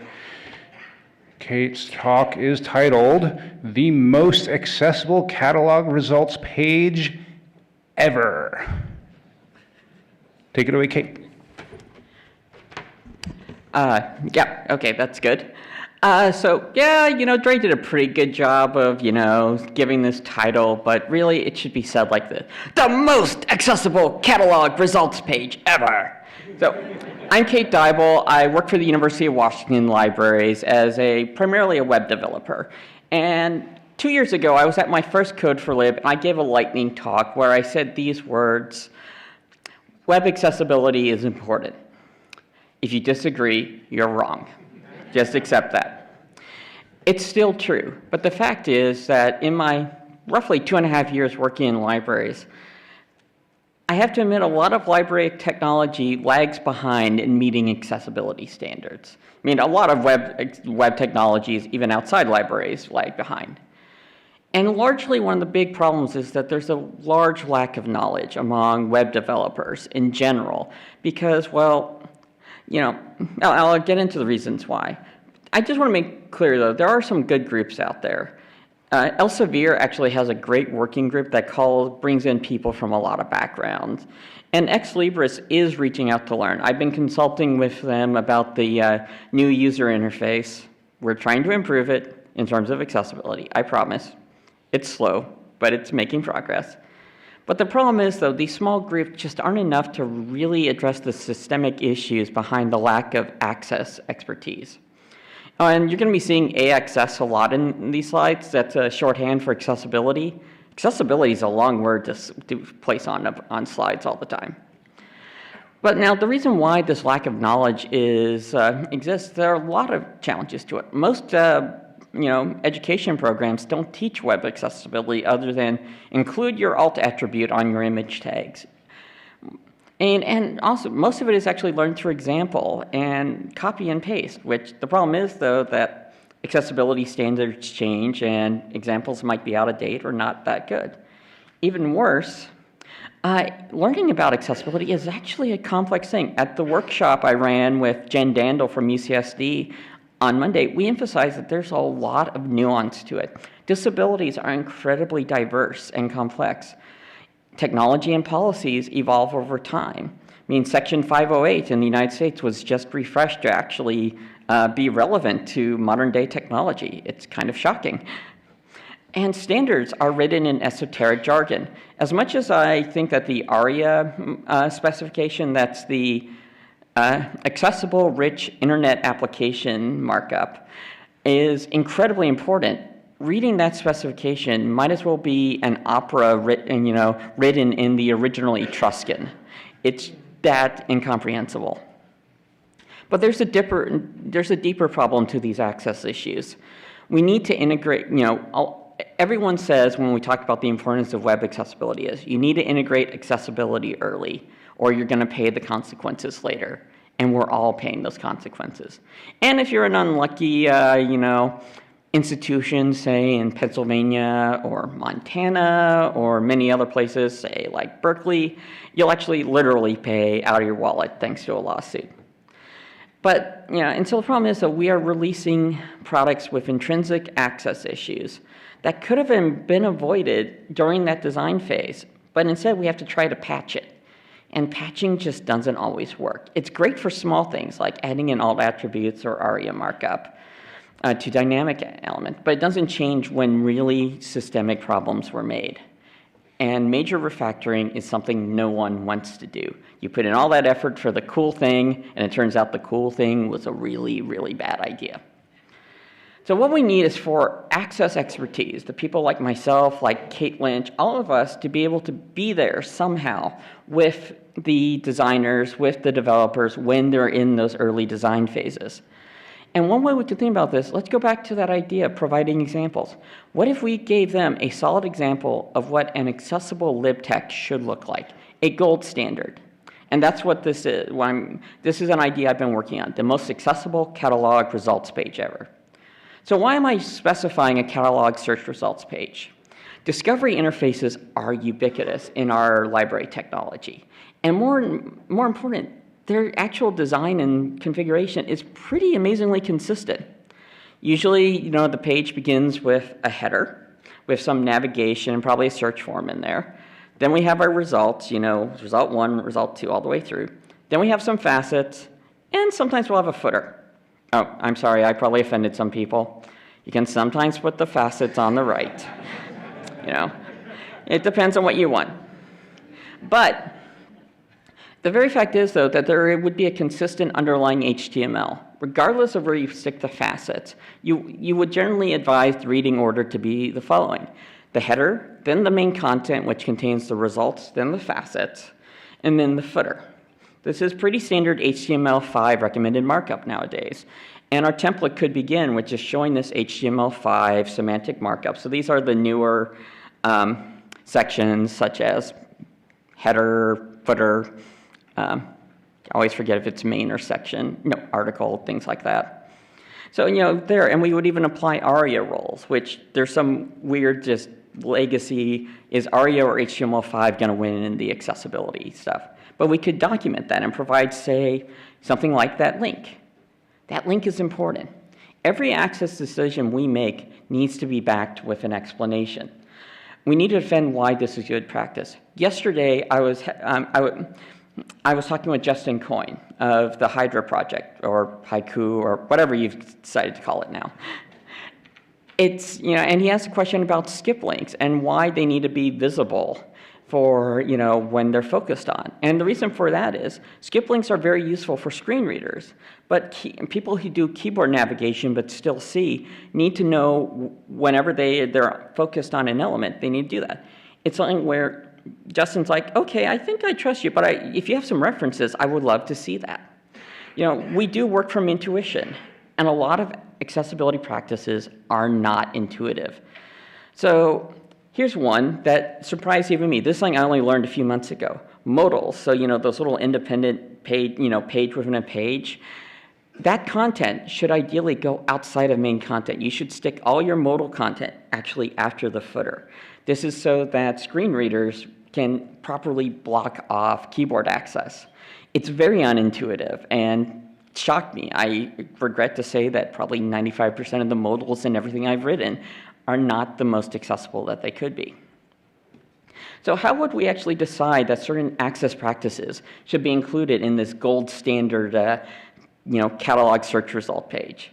Well, really, we have to consider all the relevant stakeholders. And I am so thankful for all the talks I had that were before, because you guys were getting into this. Now, when it comes to disability, we usually break it into 3 types. There are mobility issues, which can be either fine motor control or more gross motor actions. Sensory, which in our case is usually focused on visual and hearing, with a little bit of actually speech output nowadays on websites.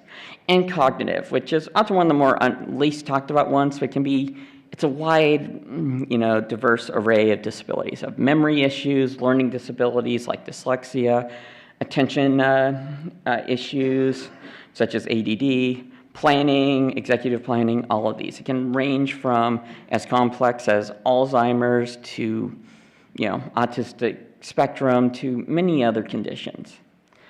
And complexities just begin to arrive when we start considering these different needs and priorities for each disability. For example, visual complexity. Pages with lots of links and widgets and buttons can become increasingly overwhelming to someone who has difficulty focusing or planning. There can be distractions or not just that feeling of being overwhelmed. So the advice is usually to use dynamic elements that allow certain things to be hidden, like collapsible panels, drop-down menus, and all that. But we're now adding tons of dynamic elements.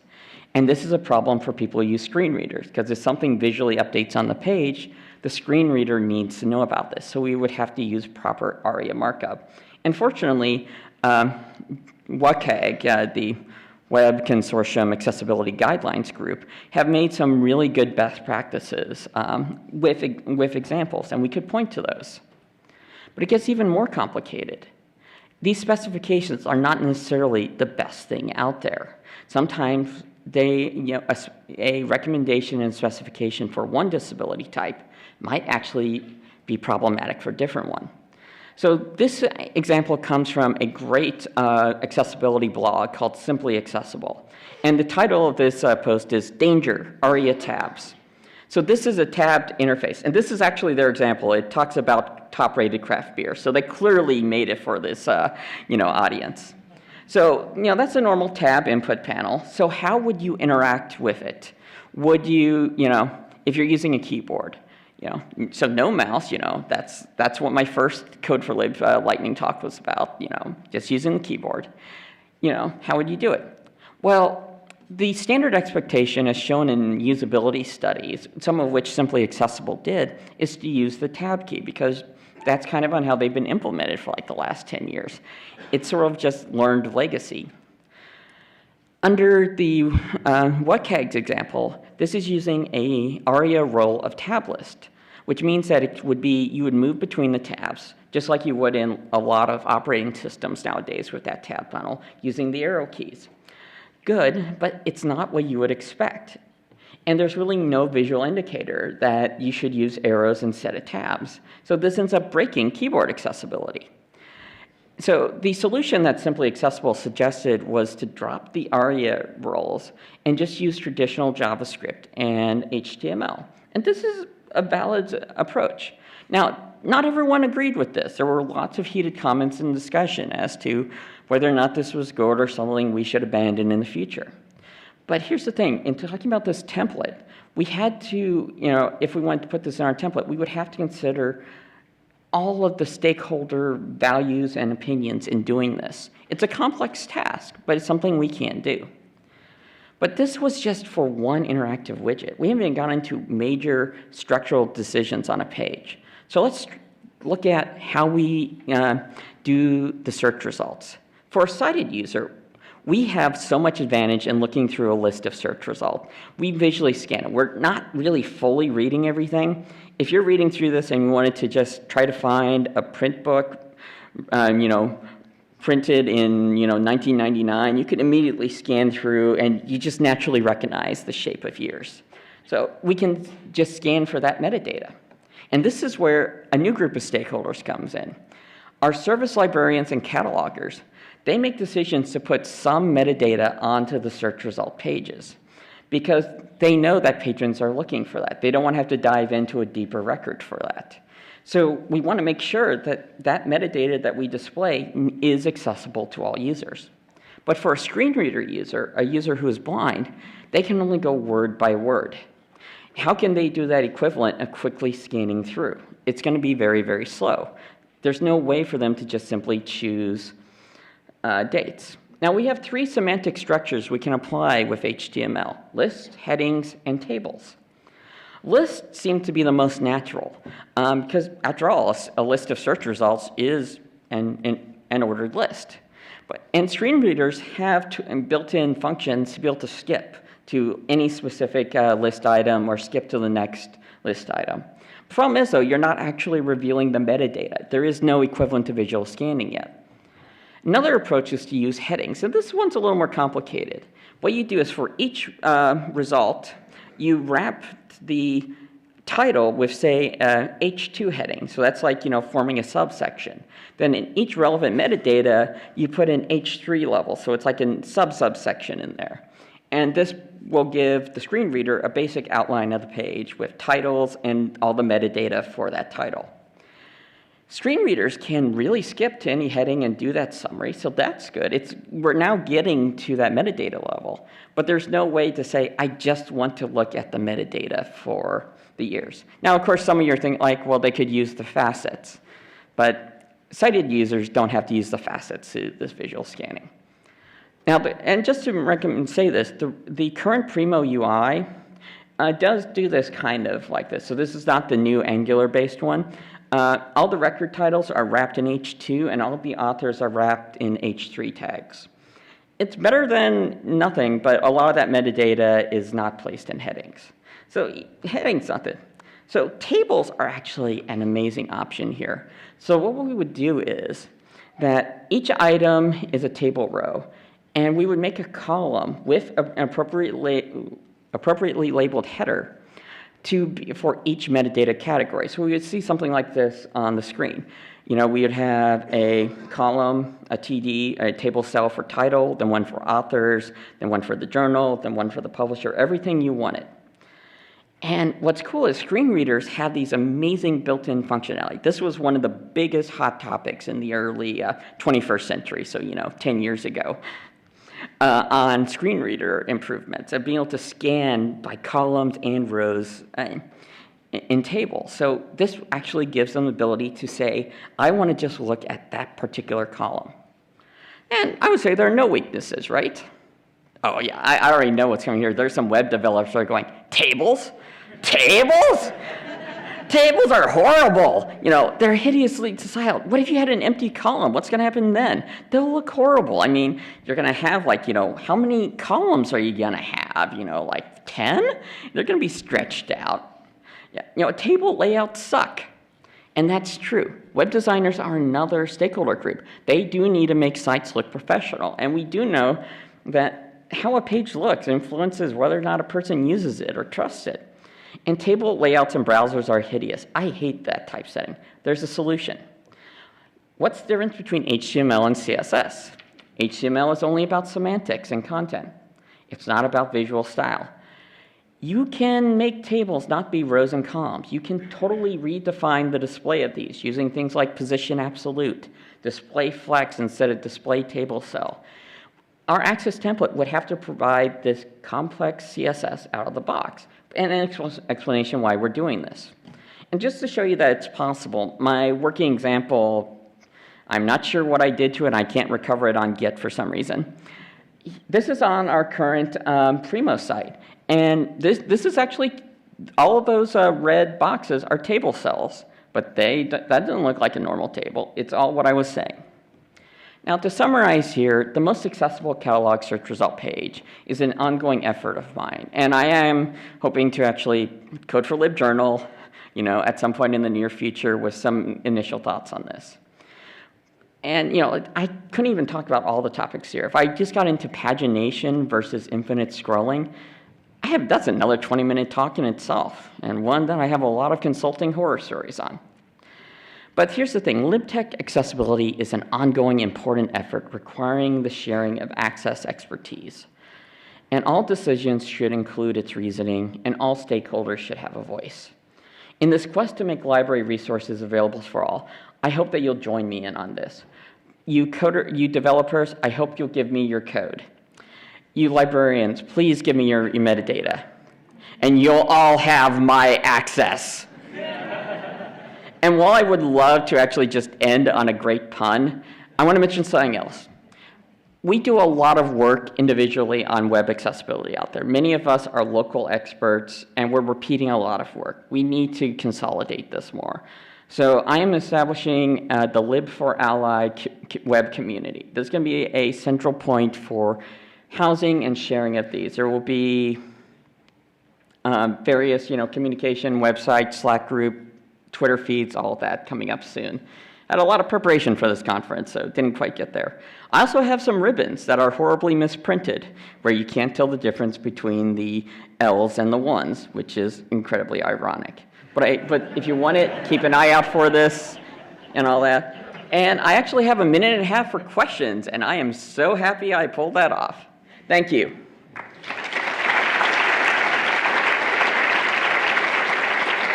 And this last slide explains A11Y is elite speak for accessibility, in case you're curious. Questions? Oh, come on. Kate's getting revenge because I asked her a question. I'm just seeding the talk. So you mentioned that we can make these recommendations and there need to be ways to back it up with explanation.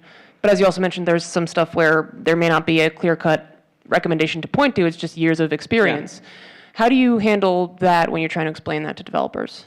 I think that's an interesting question there. And some of it is that we need to give a good explanation. The Simply Accessible blog that I linked to explains that they did some user studies. They explained kind of what they found. They listed out their reasoning. If it's there and people have done the effort, I believe people will listen to it more. And sometimes in this template, we might actually offer up multiple solutions and say, we prefer this one, but here's another alternative if it's just too hard because your web framework doesn't do this. I mean, Angular has some weird issues as I keep learning, and yeah, all of these do. So yeah, but it's one of those where we're not necessarily going to have superpowers like WCAG doing this, but the more we can speak about it, the more of an influence we'll have, and we need to influence it early on. Thank you.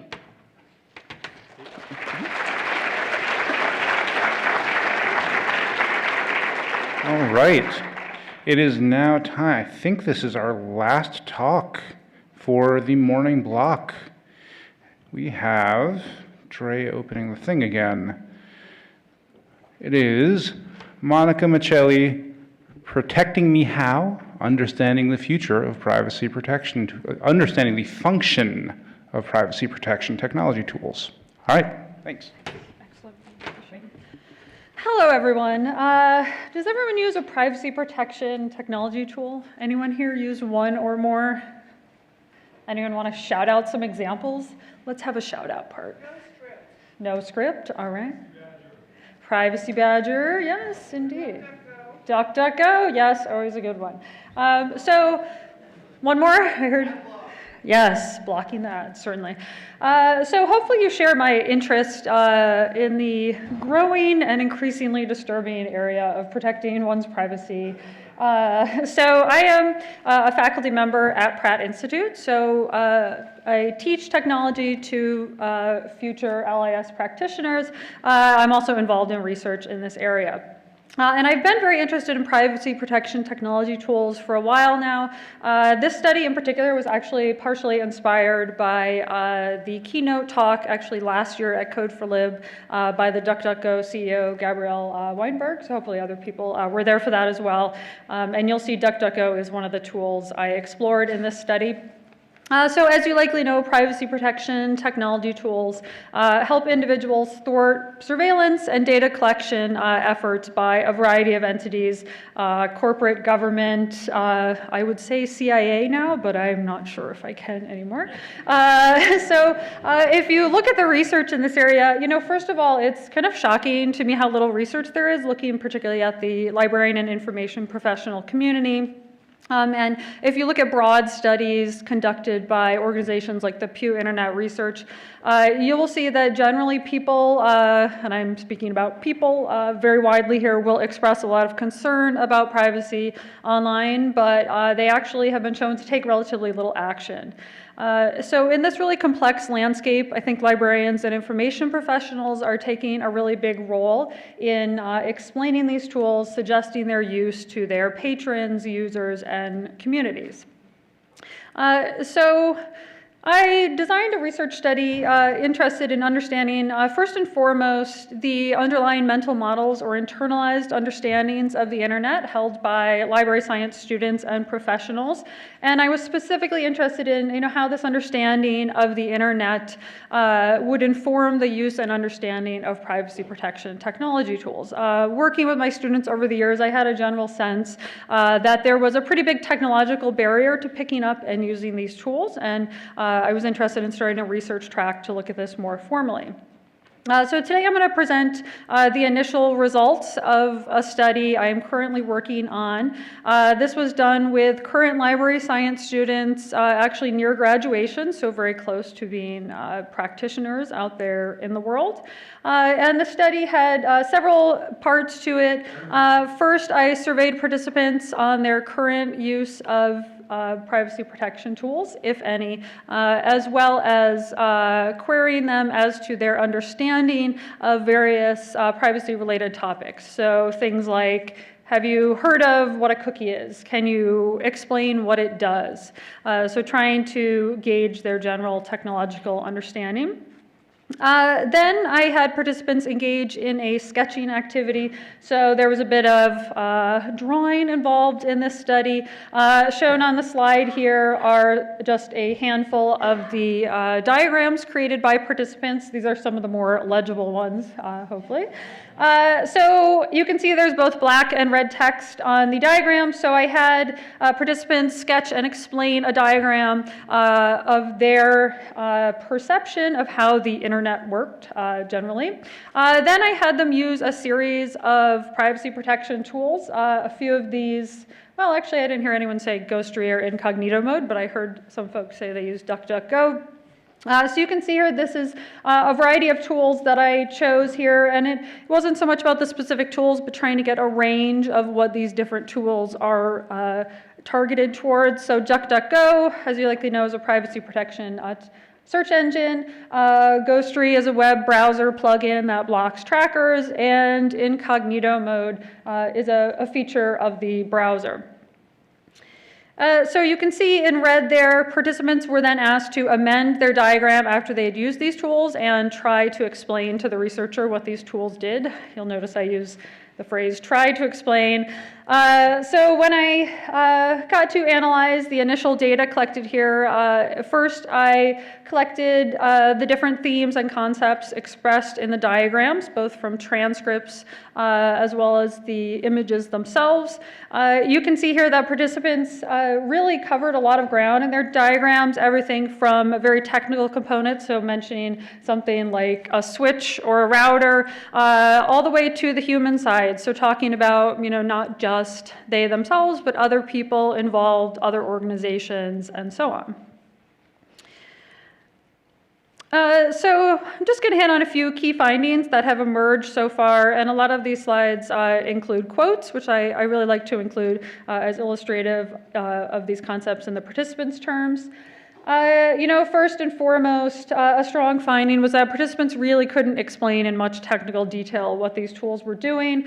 I think the most popular term to explain what these tools served to do was to provide, a blanket or a covering or a screen. So this sort of amorphous thing that sits in between you and sort of the scary world trying to take your data. The privacy protection tool that was interestingly most well understood to the user was incognito mode. And what emerged through participant conversation was that was largely because that is the piece that is most directly placed on the user's local computer. So when you're doing things like, say, not saving your browsing history or not saving cookies, those are all changes that are sort of directly enacted and visible on your local computer. There was a lot of really interesting blurriness around the boundaries of the different tools. I heard people refer to DuckDuckGo as the browser, is one example. I also heard a lot of people with concerns around the browser software itself. I actually hadn't considered this when I was designing the study, but I used the Chrome browser for all these different tools, and participants were very confused and concerned about the browser itself and what, say Google might be taking from them just by virtue of using their browser. There were a lot of negative and anxious feelings expressed around this area in general. People were anxious about it. They were overwhelmed. Some participants really mentioned feelings of guilt that this was an area they felt they should stay more on top of, but it was simply beyond them at this point. One more positive finding was that these interpersonal connections weighed very heavily in participants' willingness and interest in working in this area and using these tools. In a lot of cases, participants, even if they did not understand a tool at all, it was enough to say, well, my friend uses it and suggested it, or I attended a workshop and they told me to use, X, Y, or Z. So interpersonal connections were weighed much, much more heavily than actually any underlying understanding of the tools. So in the remaining minutes, I just want to focus on one of the interesting findings, which is that there were a lot of sentiments expressed around trust. In particular, users really had an inability to trust or believe that the tool was working if they could not see visible proof. And on the slide here, you see a series of quotes from different participants kind of reinforcing this. So for example, I don't see much in the way of a visual cue to say that it's secured. I can't see how it's not tracking me immediately, and so on. So this, I think, is a really difficult but also interesting question for research and future tool development in this area. And it raises the question of, how does a design demonstrate that it is not doing something? So how do you show that you are, say, not collecting data? And a lot of the research and interest in this area has focused on tools with highly visible panels that are exposed to the user. So you can see on the two examples here, the top one being the Ghostery window. Ghostery has a panel where the user can explore and see what trackers are being blocked.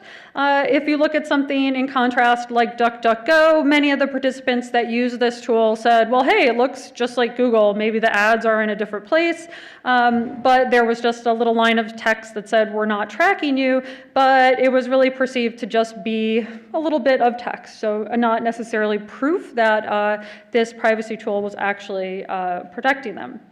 So a lot of research that's gone into privacy protection tools has really focused on making visible what is happening. There's ongoing projects like CMU has a kind of interesting one on privacy nutrition labels, where they're taking privacy policies and trying to represent them differently. But we're in a situation now, particularly with user experience, where we really strive to make the user experience seamless and make technology tools almost invisible. And that can, in some cases, particularly in these cases, seems to impair users' underlying understanding of how the tool works, what data may or may not be collected. So, that finding was very interesting to me. People may be familiar with the Library Freedom Project, focuses a lot on privacy in the LIS world, and they have undergone a lot of effort to engage librarians and students in privacy protection tools and behaviors. We had a recent workshop that was very well attended at Pratt that explained quite a few privacy protection tools. And certainly, this study really reinforces how important this community involvement is in getting people to use it. However, I think it's becoming increasingly troubling that there is a lack of necessary technological understanding to really comprehend the function and underlying purpose of these tools. And I think there is a difficult but challenging barrier to overcome in understanding how to design for what is not happening. So how do we design privacy protection technology tools that make it more transparent to the user what is not being done or what features they offer? So to wrap up, next step here, as I mentioned, this study is currently in progress. So I'm at Pratt Institute in New York City, and I am continuing to run the study over the next month. So if you are in New York City, I am focusing on librarians right now. So if you're interested in participating, my email address is right there. I'd love to have you. You get a gift card. And in addition to doing this study, I'm kind of thinking about this as a baseline study to start to understand some of the problems.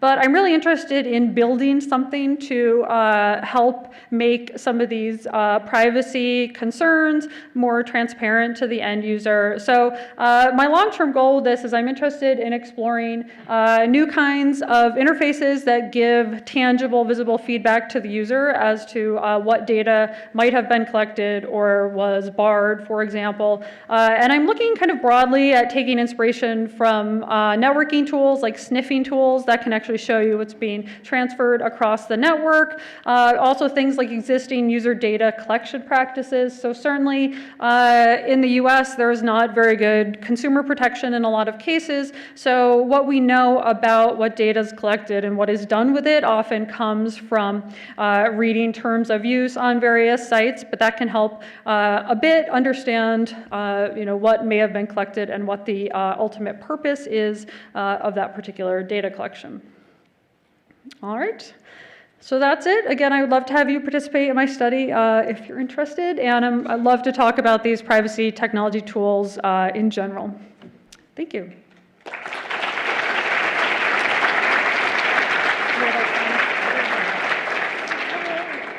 Minute and a half for questions. Oh, there's one over here. Someone's coming with a mic. I think she's come in on to your right. Thank you very much. I was curious, what were maybe the most effective mental model that you found coming up through the research for explaining how something like an ad blocker works? So to be honest, unless the research was looking at very highly technical subjects, so there are some studies looking at engineering students, for example, populations like that. Most prior research has found users to have a fairly vague understanding. The tool that I did mention and show the screenshot of Ghostery is used the most in the research so far because it does the best currently at sort of tangibly representing what is blocked. but I found in my study people could generally represent the idea of client-server architecture, some bits of networking hardware, the idea that their data is traversing multiple tools, but really did not have a clear understanding of where to place these different tools in those diagrams. Right. So from the internet, somebody is wondering if you have an idea where you might publish the study results. They are interested in this as they're organizing prophecy pop-ups for their students. Oh, fantastic. Yeah, so as I mentioned, I'm expanding the study right now, working with a small grant through Pratt. So I was planning to target Chi likely in the future, so I'll have more firm results over the summer. I'm also happy to share results and ideas. In the meantime, you're welcome to reach out to me. I would love to talk more about this area. All right, thank you. Oh.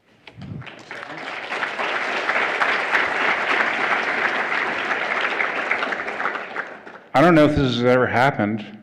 We're 5 minutes ahead of schedule. Show tunes. Oh, there, I see a hand waving. Oh, sure. Or I can just drop it in Slack. My question is actually, is your study, does it involve any mobile technologies? Because to me, that's the most blurry, privacy issues in that are most blurry. And, with the WikiLeaks stuff, being able to capture via audio or messaging before encryption actually happens is disconcerting, to say the least. Yeah, so, I feel like I'm leading a self-help seminar. Yeah, so interestingly, and I didn't have time to get into the whole literature review here, I actually explicitly did not cover mobile because the bulk of research is in mobile right now, and the majority of research in that area is looking at, you're probably all too familiar with this, but the different permissions requests when you're installing apps. So the mobile privacy research area is actually fairly narrow because in some ways permissions across the board are made more explicit and obvious to the end user. So there's actually a lot of work in that area. If you're interested, I can kind of point you to some research. But I chose sort of the web model because it's actually fairly poorly well studied. All right. Okay, let's, we have announcement time. There are very few announcements. So, first thing, if you have signed up for a Wednesday lightning talk, this upcoming break is your chance to get the lightning talks on this computer.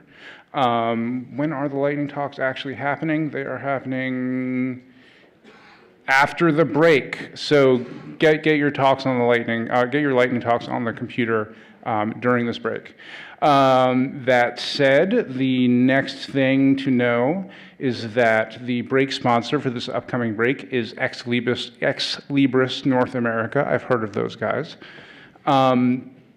Any other announcements before our break? It's time for the first break of the morning. Coffee. All right, come back here at 11:05 if you want to win fabulous prizes.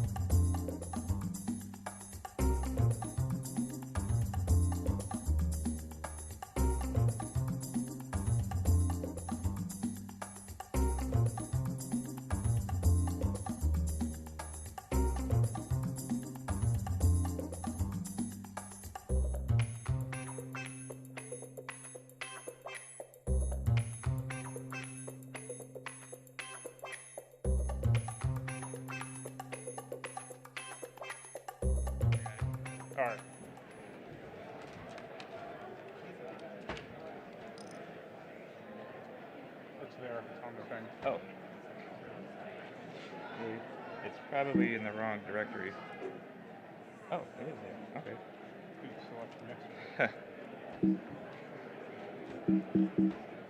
No, it's not there.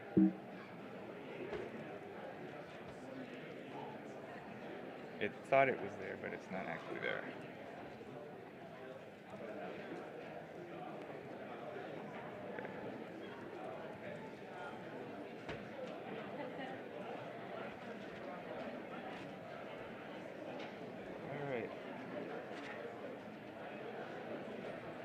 All right, congratulations, Blake. You want me to do a few more? Let's do it. Okay.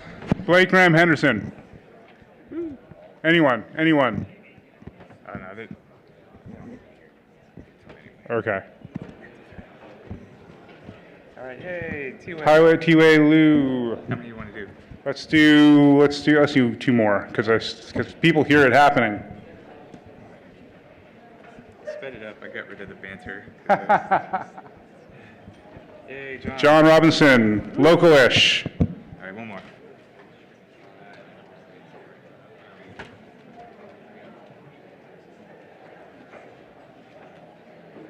Hey, Alice. I'll let you say that one. Congratulations. All right. Cue tepid applause. Thank you. All right, we do have other additional important announcements before we get to the lightning talks. Obviously, I cursed us by being so excited about being early before that we're now late. So we have many bronze sponsors in some mysterious order, which I'm not sure if you'll be able to figure out. I'm just going to read them as they're listed here. Balsamic with a Q, Bywater, California Institute of Technology, Elsevier, Emory University Libraries, Ex Libris North America, Figshare, Innovative Interfaces, Lyrasis, Penn State Libraries, Rutgers School of Communication and Information, University of Arizona Libraries, University of California Riverside, University of California San Diego, University of Illinois Urbana-Champaign, the High School of Illinois, University of North Texas Libraries, and anonymous Code4Lib community members. Thanks to our bronze sponsors.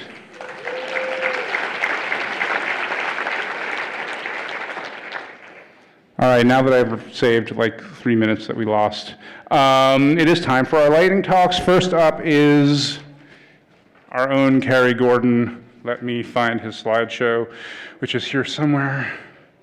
Not that one, this one, no, this one, window. What's it called? Cherry Hill. There we go. All right, Carrie, go. 5 minutes. Okay. Great. I don't know how this works, but so I'm Kerry Gordon. I'm with the Cherry Hill Company, and we are library technology hired guns. Last year, we specialize in public libraries. Last year, we built a gamified summer reading program in Drupal. So hopefully that does something. Okay, and that's what the kids program looked like. We also have teens and adult programs. So we built an engaging, we hope, program based on Drupal, and if you're into Drupal, we made use of entity relationships to create all the games and game systems. So this is what the front of it looks like. It involves, like a regular paper program, it involves, there it is, it involves games where kids can win prizes, usually for reading books and writing book reports and other activities. So it's got a lot of kinds of activities and a lot of ways to win prizes. That looks just like the same thing. There it goes. It has a dashboard that's configurable by the user, but a pretty simple place to see where your messages are and what you won and how your progress. This is scrolling down on it. I did a very clever thing of trying to record this in ScreenFlow and have a nice walkthrough. It didn't work. So we have this. So you do book reviews. You can follow people. Because it's oriented at kids, it's very sensitive to privacy. Come on. Whoa, something else happened there. That didn't move. I'm tapping and nothing's happening, okay? What do they do? What do you... I'm trying to get to the next slide. There it is. There it is. Oh, wow. Okay. There's 2 slides, actually. So, so this is for kids. We use one of the typical 3-word, 2 adjectives and a noun naming system. Once they can have some input into what their name is, but once it's their name, they can't change it. And they can choose avatars from a selection of around 4 million that we have in there. And this is a cool thing to show you live, but I can't. But it's we did make a lot of use of JavaScript, so you can drag and drop these stickers on any day you read. Doesn't matter what sticker you pick, you can put one in, and you can keep track of what you've got. So there's badges, as I said. There's actual prizes. There's certificates. I'm not exactly sure what those are. And there's raffles, so you can win points to win prizes, and you can win points to enter raffles, and then win raffles, and then win more prizes. They're big on prizes. Badges, it's got a badging system. It also ties in with library events. We can route library events into this, particularly if the library has a Drupal website. Book reviews are really important. You know, they don't have to be huge, but they're a way to win points and also a way to get involved. And we have other programs, the teen program and an adult program. So, as I said, this is really almost pure Drupal and pure entities and entity relationships. It is open source. It is in GitHub. What's in GitHub now, I wouldn't recommend, but by mid-April, we'll have a release. By the summer, once we have time to actually play with GitHub itself, we're going to abstract it and make it easier for people who aren't us to set up. But you can certainly look at it at any point. Have a good time. Thank you. I finished fast. Good. All right. Thank you very much. Up next, we have Jacob Shelby, I think. Let me see if I can figure out which one belongs to him. What's your thing called, Jacob? Shared approach. Shared approach. Shared approach. Does it? Is it this one? I can't tell anymore. There's too many of these windows. They're all called Code4Lib Lightning Talk.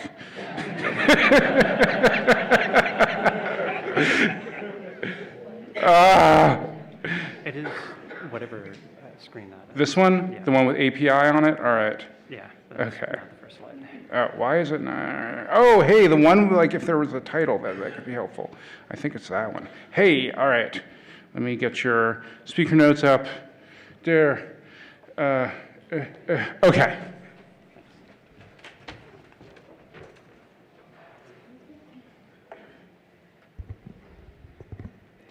Hey everybody, my name is Jacob Shelby. I am the Metadata Technologies Librarian at NCSU Libraries. First of all, I am a newcomer to Code4Lib, so I wanted to thank everybody for being so welcoming. It's a really encouraging group, so thanks. So today, I don't really have a thing to present. I just have things that I've been thinking about, and I want to present them as questions. So the title is Shared Approach to Publishing Linked Open Data ? So this is not a proposition, these are questions. So first, let's talk about publishing strategies for linked open data. There are a lot of them. We have Sparkle, which has its own protocol for result sets. We have APIs, which are usually in JSON LD format. We have subject pages. Sometimes with content negotiation, sometimes without. You can have a multitude of formats like XML, JSON, Turtle. We have embedded structured data in HTML. This can be RDFA, JSON LD, microdata. And then we have like data dumps. Those are just some examples. And for data consumers, data consumers have to come at this from different angles because each strategy has a different approach to accessing the data. So, here are some questions. Does this current environment work for data consumers? Is there more that data providers can do to publish linked open data more holistically? Or is it up to the data consumers to figure out how to consume the data? So one thing that I wanted to mention is linked data notifications. I think that's a great step forward. It provides a framework for sending notifications. So for example, you could send changelog notifications when data is updated. So I think that's a great step forward, and maybe, I haven't looked at the linked data notifications hard enough because it's fairly new, but maybe it's enough. But yeah, so overall, what I'm trying to figure out is, this is the current environment. Is there a better way to set up our data so that data consumers can more easily grab that data? So that's what I have.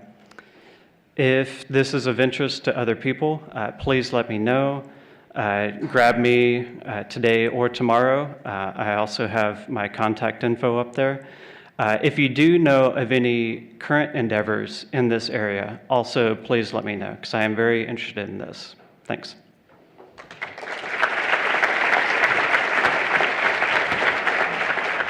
All right, awesome. Now, go through the laborious process again of doing this thing with the what's it. Is this the one? No, that's from before. Help me out here, Eric. It's called Lightning Alexa. It may not be open. Oh, how did that happen? It's in PowerPoint. It's in, oh, okay, it's in PowerPoint. That helps. There we go. There we are. Yeah. And come on, Doc, will you hide so I can do the thing? I'll just do it this way. That'll work. All right, take it away. All right. Hey everyone, my name is Eric Frierson. I'm the Director of Field Engineering for EBSCO. The rumors are true, we do get pecans at Christmas. So what I'd like to present today is a project that we've been doing. First, I want to say I lead a team of coder librarians at EBSCO that get a chance to come to Code4Lib, draw inspiration from the projects we see you all working on, and travel around to libraries and work with people in their local projects. So I felt it would be good to share a project that we've been working on, and that's integrating with some consumer electronics that we see appearing in our patrons' homes. So I'm going to do a very high-level overview of how to program an Alexa. The model that I'll be using will have wrongness in a variety of places, so you will need an Amazon Echo. Hopefully you brought yours here to do work on it. You'll also need an Amazon Lambda, which is a place where you put code. In our case, and the example I'll show, that will be JavaScript. And you'll need an Alexa skill, which is where you define how your Alexa is going to interact with a user. So I built an application that I called My Library. And the way that Alexa interacts with the applications that you build on the platform is you say, ask the name of your application for, and then it pays attention to a number of utterances. So to interact with mine, I would say, ask My Library for, and down here at the bottom I've highlighted what it's listening for. Ask My Library for books like, and then whatever they say after that gets into a variable that you define here.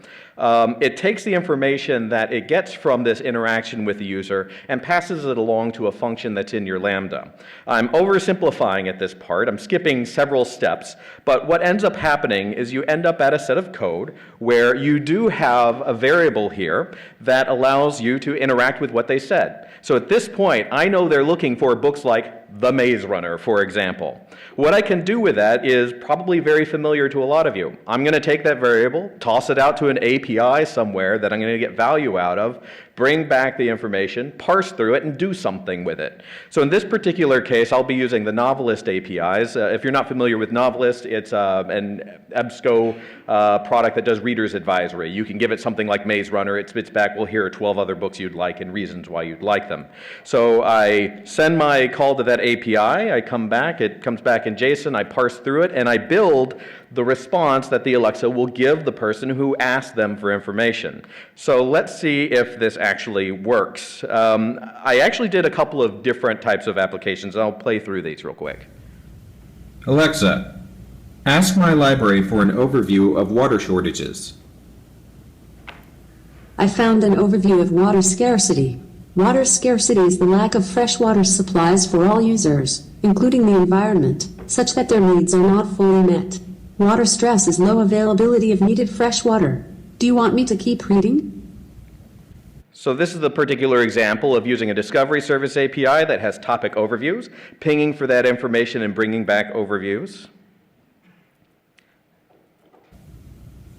Alexa, ask my library for information about political gerrymandering.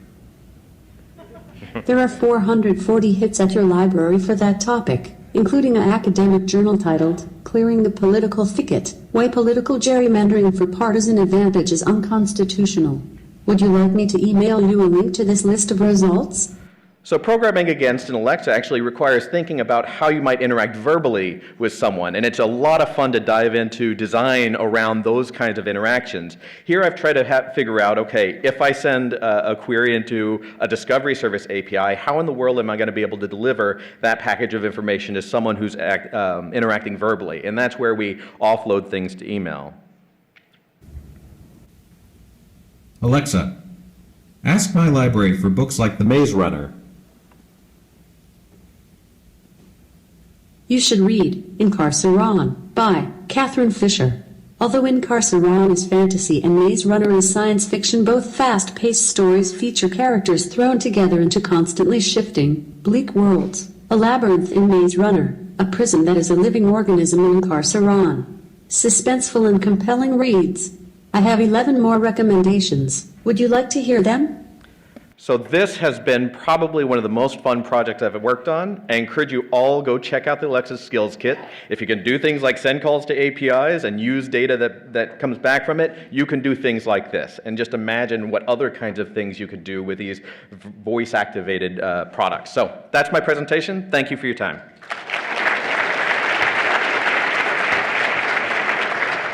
All right, up next we have got May. Is your thing on the thing, with the thing? All right.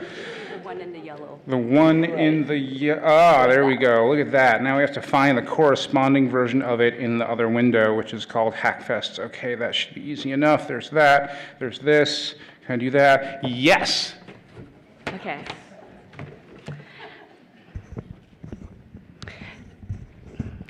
All right, my name is May Chan. I'm cataloging manager for Burnaby Public Library out in British Columbia. This is a story of my first time to Code4Lib in 2013, where there was a pre-conference Hackfest. Hackfest can be intimidating to first-timers, to those with little or no coding experience. If you're new to this form of learning, this talk, which is repurposed from a regional event in BC, will give a sense of what to expect. It also touches on some ideas relevant to the conference.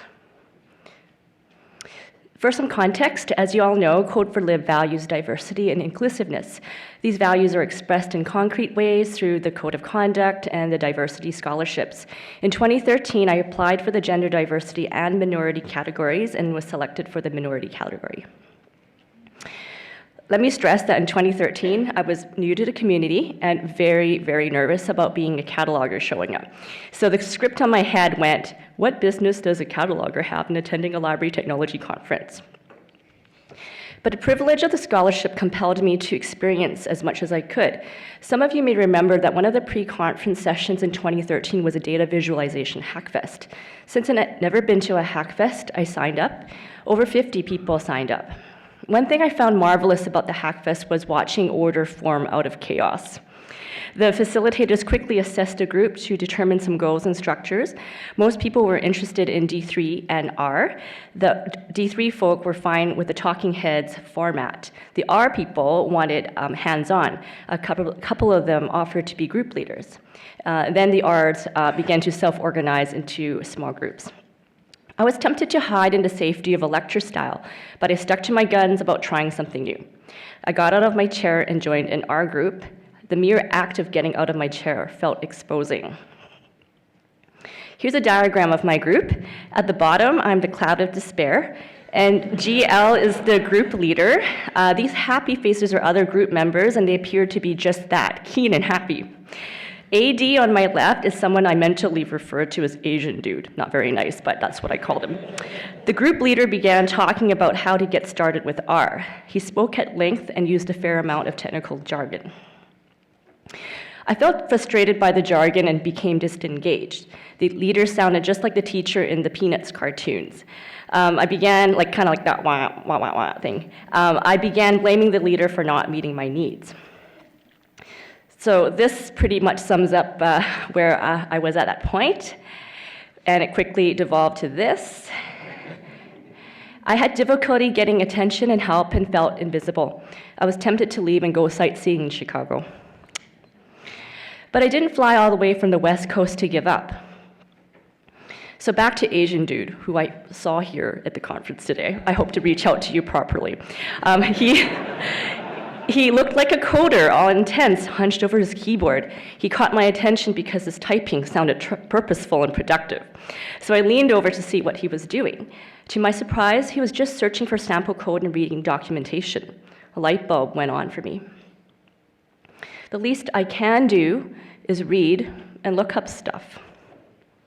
I began to set simple goals and have specific questions. The group leader suddenly seemed more accessible. He came over and gave me a helpful line of code. I tinkered with it and made stuff happen. I think, therefore, I can. It is very important to share knowledge at Hackfests. The person across from me asked me about what I learned. Right away, I felt like a fraud. What did I really know? I was fine with sharing the line of code written for me, but felt the need to qualify myself as a novice. What's that about? This person started playing with the code and did something different with it. She showed me what she did, and I understood it. So in a nutshell, I started out knowing nothing, learning something, passing it on, which fed back into my own learning.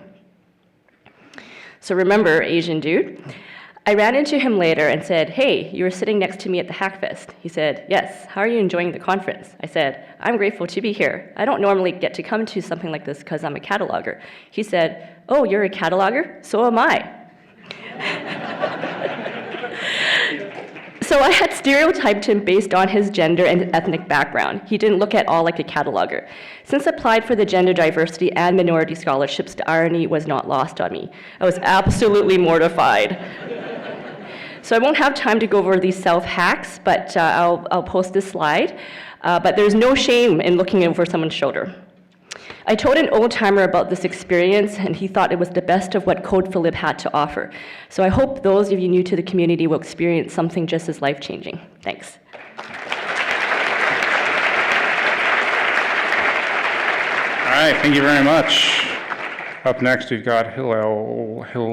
Which accent is it? Hillel or Hillel? Whatever you feel like you want. All right, what's it called? No, not that one. No. Static aid. Static aid. There we go. There you go. Oh, right. It's just the thingy. It's not. There's no. All right. You're gonna have to look at that thing. I got it. All right. Go. My favorite Code4Lib lightning talk. Dre getting the slides up. So some of you probably remember me talking about this last year. This project was started out as kind of a thought exercise to see what would happen if we could pull in some data via some Python scripts, via REST API, and use a static site generator to turn those into HTML pages. That's the code there. So there's some things that are cool about it. Instead of talking about this at length, I'll just point you to, and Caitlin Newson had a really awesome poster that talked about different static site generators and why they're good things, and why we should care about them, and I know someone else is talking, yes. And I think Todd Stauffer, who I don't know, is gonna talk about Jekyll later today, so instead of stealing all their thunder, just go look at their things. Enough about me. What I wanted to talk about today was I really want to use this opportunity to say thank you to members of this community, particularly those 4 folks up there. So a bunch of new features got added to this project over the last year. those people did that work. And so I learned a lot in the process about kind of what happens when you build a thing, and then other people say, oh, that also meets a need that we have, and then they want to adopt it, and then you turn into a product owner. So I want to talk a little bit about what these things were. So Kevin jumped right into this right after last Code4Lib, and the major thing that he did, aside from fixing my crappy code, was to implement search using Lunar.js. So thank you, Kevin. This is the biggest chunk of work. Aaron O'Meara and Luke Scott. Aaron was at the time at the Gates Archive. Luke is a developer that I think still works there. Luke did a complete refactor of the code base and turned it from something that was my kind of like hacky Metro North train project into something that was actually really worked really well, including things like one-step install.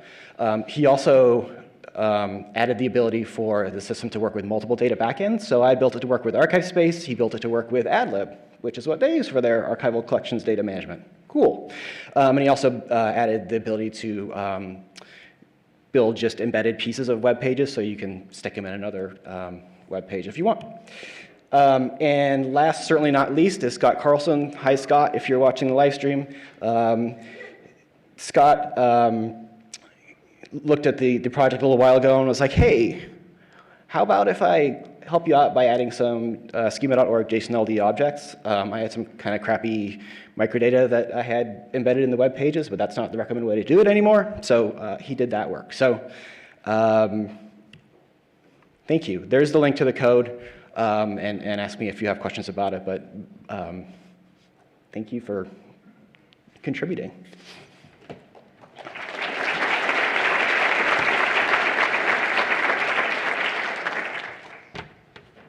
All right, next up is Ben Pennell, if I can find his window. What is that thing called? There it is. You're going to have to look over there too. All right, ready? Go. Hi, like Dre just said, I'm Ben Pennell. I'm from the University of North Carolina at Chapel Hill. And I'm going to be talking about something that we worked on there, a project called Therapy Dog. Yes, actually Therapy Dog. So this is actually a follow-up to a presentation some colleagues of mine gave in 2014 when they were initially proposing the concept for this project. And they're not here, but I'm going to try to do my best to talk about it. So Therapy Dog is a standalone self-deposit application. It provides flexible forms for collecting both files and metadata, a JSON-encoded expression language for mapping the form input to XML primarily, although it could be extended for other things. It also has routines for packaging up these metadata and files using METs and submitting them to a repository via SORD. So I was just going to show an example of one of our forms from our production instance rather than attempting to do a demo of it running locally. But so I'll just mention that we use this application for both our mediated and unmediated self-deposit workflows. This means faculty papers as well as student papers, so we get open access stuff and terminal papers from degrees. We also use it internally for staff workflows. And in this example, you can see that we have the typical descriptive metadata fields, and I seem to have alt-tabbed. And my cursor's gone. Great.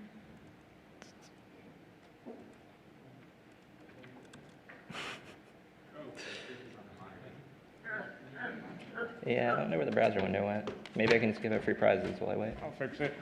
I'll make it better. Trying to get your window back, is that right? Yeah. Don't quite know how I did that. There we go. Oh, okay. Thank you. All right, so we have descriptive metadata fields here. These things are computed into a mods document, which represents the entire work. But in addition to just the mods, we also compute a access control component, which is a additional XML file which goes in with the deposit. So it's not exclusively for mods, but that's our primary use case. It has things like repeatable fields, blocks of fields. Down here we have the actual place where you'd select the primary work for the paper. But we also, for this particular form, the students have to submit one or more work samples, which are separate files, and each one has its own metadata block. And what this looks like in the end is actually a METS document which contains multiple files. Each file can have a mod's description or other types of descriptive documents. And we actually also include a deposit agreement in the overall package. So yeah, so we produce the METS document, it gets packaged up and submitted to our repository using SWORD. This thing is written in Node.js using, for the back end, Ember.js for the front end, and entirely JSON for the form description and metadata mapping. We also did spend a decent amount of time on accessibility concerns for this, since this is required for students to graduate, so we figured they actually need to be able to use it. There are additional number of development tools that you can't see here because this is a production instance, and I can't really direct you to a live version of it because this is production, it's behind authentication, and we don't really want random people putting stuff in our repository. But you can actually, if you go to the GitHub repo for this, it's pretty easy to bring it up. There's a couple of commands that you just have to run in order to start it up on your local machine. This presentation is primarily for the sake of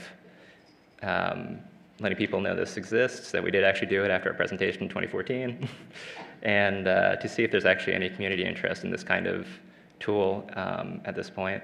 I know there are other products that do similar things, like Sophia has a built-in forms application, but this was created for our own custom repository, which is not Sophia at this point. So I just want to see if there's any interest in the community or niche for this kind of tool. Thank you.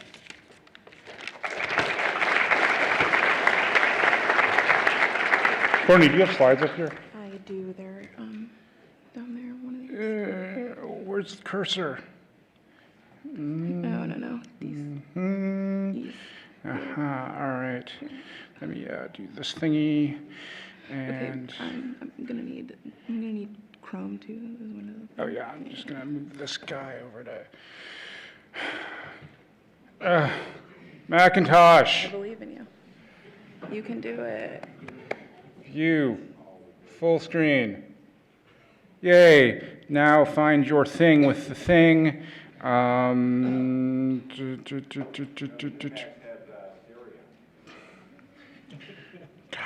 That's fine. This is good. This is all I need. Okay. This All is, right. we're good. Thank Okay. you. You have to click over to make it go. Yeah. All right. Having some. All right. You've seen my joke gifs already. Dang. Okay. Hi, my name is Courtney. I work at the New York Public Library on Simply E. Yesterday, my colleague Leonard talked a little bit about the patron-facing side of Simply E and what the app looks like and how it is to use.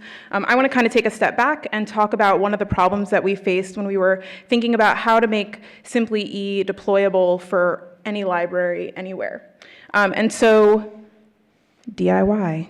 Docker it yourself.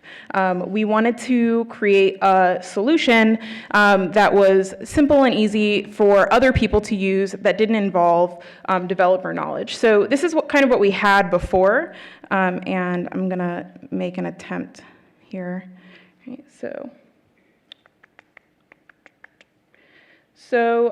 we had these deployment instructions, which were specific to different systems. Also, your local setup was here. There were some local database things at the bottom. Kind of a long. We've been scrolling for a while, right? This is a lot. This isn't all though. We also had this, right? So you got it set up. Now you need to actually make it an app that people can see on the internet. So then here's some instructions for that. Okay. All right, and then you probably want to run some scripts, right? You want to make sure you actually have ebooks. So here's some instructions in case you wanted to do that, right? That's great, excellent. So yeah, and this doesn't even get into things like configuration or what have you. So, oops. Here we go. I don't know why it's obsessed with this. Okay, so we had this very developer-centric build instruction system that was extremely lengthy, right? But it also required, most libraries, many libraries, as you know, don't have a ton of developers available to them to set things up. Many of them depend on ops people who don't necessarily know, as we found repeatedly, the correct syntax, validated syntax for a JSON file, which is what we're using as configuration. And all of those steps, like each of them is a place where things could break. And each of the later steps is a place where you could find out that something that happened before broke. And so it made it really difficult to fix a lot of these different problems where we had to individually connect with each person who was trying to set up the app and help them figure it out. We wanted a way for libraries to be able to support things on their own servers without needing a developer per se. So we wanted a system agnostic tool, something that could be used on any server setup that you wanted, and we wanted it to be really quick to get things started, because at this point we wanted libraries to see, to just get a feed up, see what it would look like in the mobile application. So something simple, something fast, and we wanted it to be easier to figure out problems with our partner libraries. And so what we did was we set up Docker containers for different parts of the program, of the platform. So one of them is a Docker container to just deploy the app, and another one runs the scripts and sets them up at the proper times. And now you don't need to use those two parts of the documentation at all. You actually don't need to use any of the three pieces of documentation that I showed. And instead, we have a very simple single initialization instruction list, right? So you have some local prep, you set up Docker on your computer, you focus on the configuration, which is the part that changes for each library, instead of focusing on the steps that don't change. And then you install Docker, and with this script, you get your scripts running and you get your ebooks pulled in. And with this script, single line, right, you are running your app. So bringing it down to a single step where if you have a problem, it's probably your configuration file, and that's something that we can figure out together really quickly. So one of the other ways that this helped was that it formalized our release process. So we had to really think about, when are we pushing code out to libraries? When is it stable enough to be used? If one person knows how to install something, that's not good enough, right? We need to have that trapped somewhere, held somewhere, that knowledge that other developers have about how, say, the admin interface is deployed. It also made it easier for libraries to really quickly get something up and running, and then they could kind of think, oh, I want to know more about how this is running. I want to have more control over it. Now I can kind of look a little bit deeper, dig into the code, pull out more specific aspects of it and learn more slowly, and not feel like, oh, I can't figure this out, this is too complicated. And then the last thing that it does is it makes our stable features, it helps us choose when our stable features are ready to go. So if you want to talk more about Docker or Simply E, you can see the code here, and my slides are online. You can contact me at the conference, and we're doing a breakout session a little bit later today. So thank you.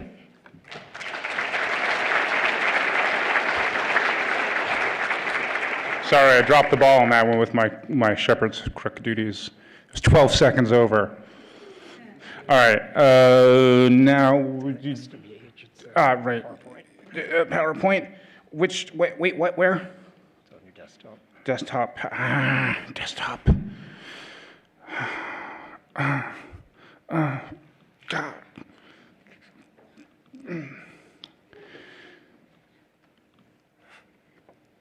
Which one? This one. Deep breaths, everyone. Deep breaths. All right. Thank you. Good morning, Code4Lib. I'm Stephen Holloway of James Madison University. If NACO authority records, exist database, and xQuery is your thing, this presentation is for you. Operational theory. World's foremost authority on Scholar X's bioeducational history, fields of endeavors, and publications is not the library staff or the monograph in hand, if any. Yay. It is Scholar X. We call it NACO crowdsourcing. Operational practice. Create a web form with non-library speak descriptions of form fields that will culminate in a 3xx rich NACO authority record, the repeatable 372, 73, 74, 77. Get the departmental liaisons on board with the enterprise so that Scholar X knows what's coming, carrot and stick. This is a culture change in your library as it is becoming a culture change in ours. If you build it, they will not necessarily come. Add as many O24 linked data primitives like ORCID and ISNI IDs as possible. And let Library of Congress and OCLC-VOF turn the NARs into multiple linked data vocabularies. They have the scalable resources, we certainly do not. Tools. An exist database, a native XML database running as a VPN-protected web service. Use Xforms for the web forms. Everything is done using Mark XML and XQuery scripts with a little bit of Java. Workflow. Import extant authority records from OCLC connection for enhancement or create skeletal new ones when none exist. Set them up in exist database for form-based editing. After Scholar X finishes, complete the NACO editing by JMU NACO staff and distribute them through OCLC. Caveats and silver linings. Note, make one of. Nothing in this application circumvents, shortcuts, dumbs down the requirement of authoring PCC NACO standards. There is no cheap grace. It rationalizes the procedure. You do not have to wait for a monograph. We have too many uses for authority records out there to be burdened by that requirement. It also gives agency to faculty in the guise of online identity management, a teachable moment in digital literacy. This may be among the most important things that we as a profession do in the next 5 to 10 years, is online authority, online identity management. And there's nothing to prevent you from adapting this tool to the creation of local MARC authority records if NACO participation isn't your shtick. So the application code is available on GitHub. Try it out, improve the code, run with it. And remember, James Madison wants you to create your own NACO authority record. Thank you.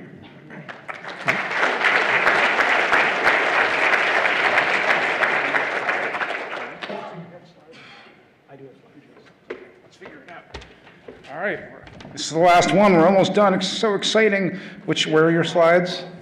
They're in PowerPoint. PowerPoint somewhere, one of these. This one? Yep.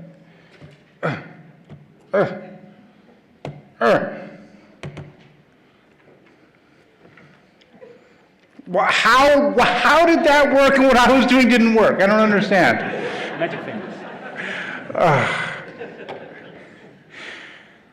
Macs just work. All right. No, not that. Oh, hey, that works though. All right, there we go. Okay, thank you. If anything goes wrong, I'm a bit nervous. This is just a really long commercial for the library carpentry breakout session. But my name is Ben Compagne, and I want to share something about the one of the initiatives that we're working on in Leiden in the Netherlands, called the Digital Humanities Clinics. Introducing librarians, library technologists to digital humanities research, which is a national thing. So Leiden, it's in the Netherlands. It's not Amsterdam. It's in between Amsterdam and The Hague. It's actually the oldest university in the Netherlands, founded in 1575. The role of academic libraries in research data management is becoming more important. And one of the things is, one of the ways that we can see that is that our library, our research library, our academic library, has played a big role in fostering effective data management practices institution-wide. It's a whole program. But there's more to digital research, digital scholarship, And that's what the university knew. So they put in a strategic plan that they would establish a Center for Digital Scholarship within the university libraries. And that is where I work. I'm a digital scholarship librarian, even though I'm a computer science master. It works differently in the Netherlands. We were established last year, and some of the things we do are supporting researchers with research data management, open access publishing, text and data mining, which is why I gave the introduction to text mining workshop on Monday, annotation, and trying to solve what I learned last year via the mailing list is called the faculty website problem. People have data, want to present it in a portal, online, have people work on it together. Some of the things I do is work with bad OCR, trying to improve the quality so that we can do text mining on it. Play around with Islandora, try to integrate IIIF, and come here finally. I've been a member online for a few years already. So one of the things that we also do is, together with the National Library of the Netherlands in The Hague and the Free University in Amsterdam, teach our colleagues about digital humanities. Because, the Center for Digital Scholarship, it's not exclusively focused on digital humanities, but it's a big part because we're in a library and we have many humanities data, digital collections. And all around the Netherlands, people recognize that that we need more people understanding digital scholarship, digital humanities. So what we've been planning is 6 full-day tutorials called DH Clinics, consisting of a research topic presented by a researcher in the morning and some hands-on in the afternoon, and probably homework as well. And those topics are coming from the Tadira research methods, ontology, thesaurus, getting data through digitization, database querying, API requests, creating data with software, machine learning, enriching existing data, analyzing text and non-text, like geoinformation and networks, and learn a bit about code, tool, and data criticism. We don't expect all library people to fully grasp everything, but it is about becoming a better conversation partner for researchers. And if this sounds familiar, that's because I already said we're going to do a library carpentry breakout, and which is also what our materials will be based on. So please join us today, and thank you for your attention.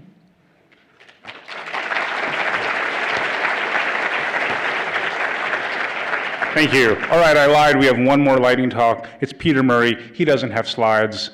It's amazing. All right. Just take a moment to appreciate not having to wrangle slides. All right, Peter Murray, everyone. Code4Lib Journal. Yes. Hi, everyone. My name's Peter Murray, and I work for Index Data, primarily in community outreach for Folio. But I'm here today to talk about the Code4Lib Journal. I was preparing some things to talk about, and so I went back and looked at when the first issue of the Code4Lib Journal was published. And it was December 17th, 2007. So we're coming up on our 10th year anniversary. For all 10 of those years, the mission of the Code4Lib Journal has been to foster community and share information among those interested in the intersection of libraries, technology, and the future. We're at issue number 36 right now. Issue number 36 is in production. Just to let you know a little bit about the journal and how it's run. It's all volunteer, right down to the machines that we run on. hosted from iBiblio. There are no article page charges. We accept no money. We receive no money. We just publish good content. We use an open peer review model, meaning that the author knows who the editors are that are reviewing the article, and it's not so much a review as it is the editors helping out with things that need to be clarified, so a fresh set of eyes on this article, interacting with the authors to clean up things that are not clear, to suggest things that could be added or things that could be clarified, and really work together to put up the best article that we possibly can. We are registered in the directory of open access journals, and the content is indexed in EBSCO's library database. The fact that we're indexed in EBSCO's library database is actually one of the issues that we have. When I said that we take in no money and we pay out no money, an interesting thing when you're indexed by EBSCO's indexes is that a portion of the license fees that our libraries pay come back to the content providers, and so there's some minimal amount that EBSCO would like to pay us, but we have no entity as Code4Lib that accepts that. I saw in the list of breakouts that there is a session breakout later today talking about the fiscal state of Code4Lib, and so that is something to keep in mind. We have no permanent archiving. Because we take in no money and we put out no money, we don't show up on any of the archive services. Portico has some minimal amount that they require publishers contribute to the effort, but we have no money. We have heard in the past that some libraries have been printing and shelving the Code4Lib issues, which seems a little strange, but I think we can do better at archiving than that, but that's an open issue. And also hosting is an issue for us. iBiblio is very nice. As an all-volunteer effort themselves, they're not necessarily responsive, so sometimes we have issues there. So all of that said, please consider publishing in the Code4Lib journals, or Code4Lib journal. We're also looking for new editors. Editors vote and review submissions. As I said, they work with authors, offering feedback on submissions, and they take turns as the coordinating editor of each issue. The call for article proposals for issue 37 comes out on Monday, so I hope to see some good article proposals coming out of the conference here. Thanks.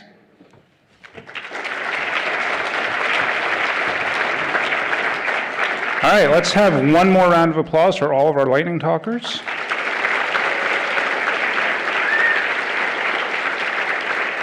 I think it's awesome that people come up here and go out on a limb with only minimal preparation to talk about awesome stuff, so that's cool. Also, announcement number 2 of 3, somehow we are back on schedule. I take full responsibility for this. No, I take no responsibility for this, sorry.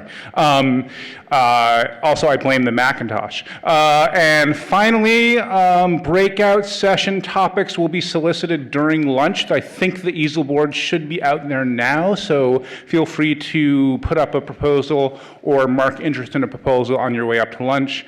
Other than that, we are done. Back here at 1 o'clock promptly.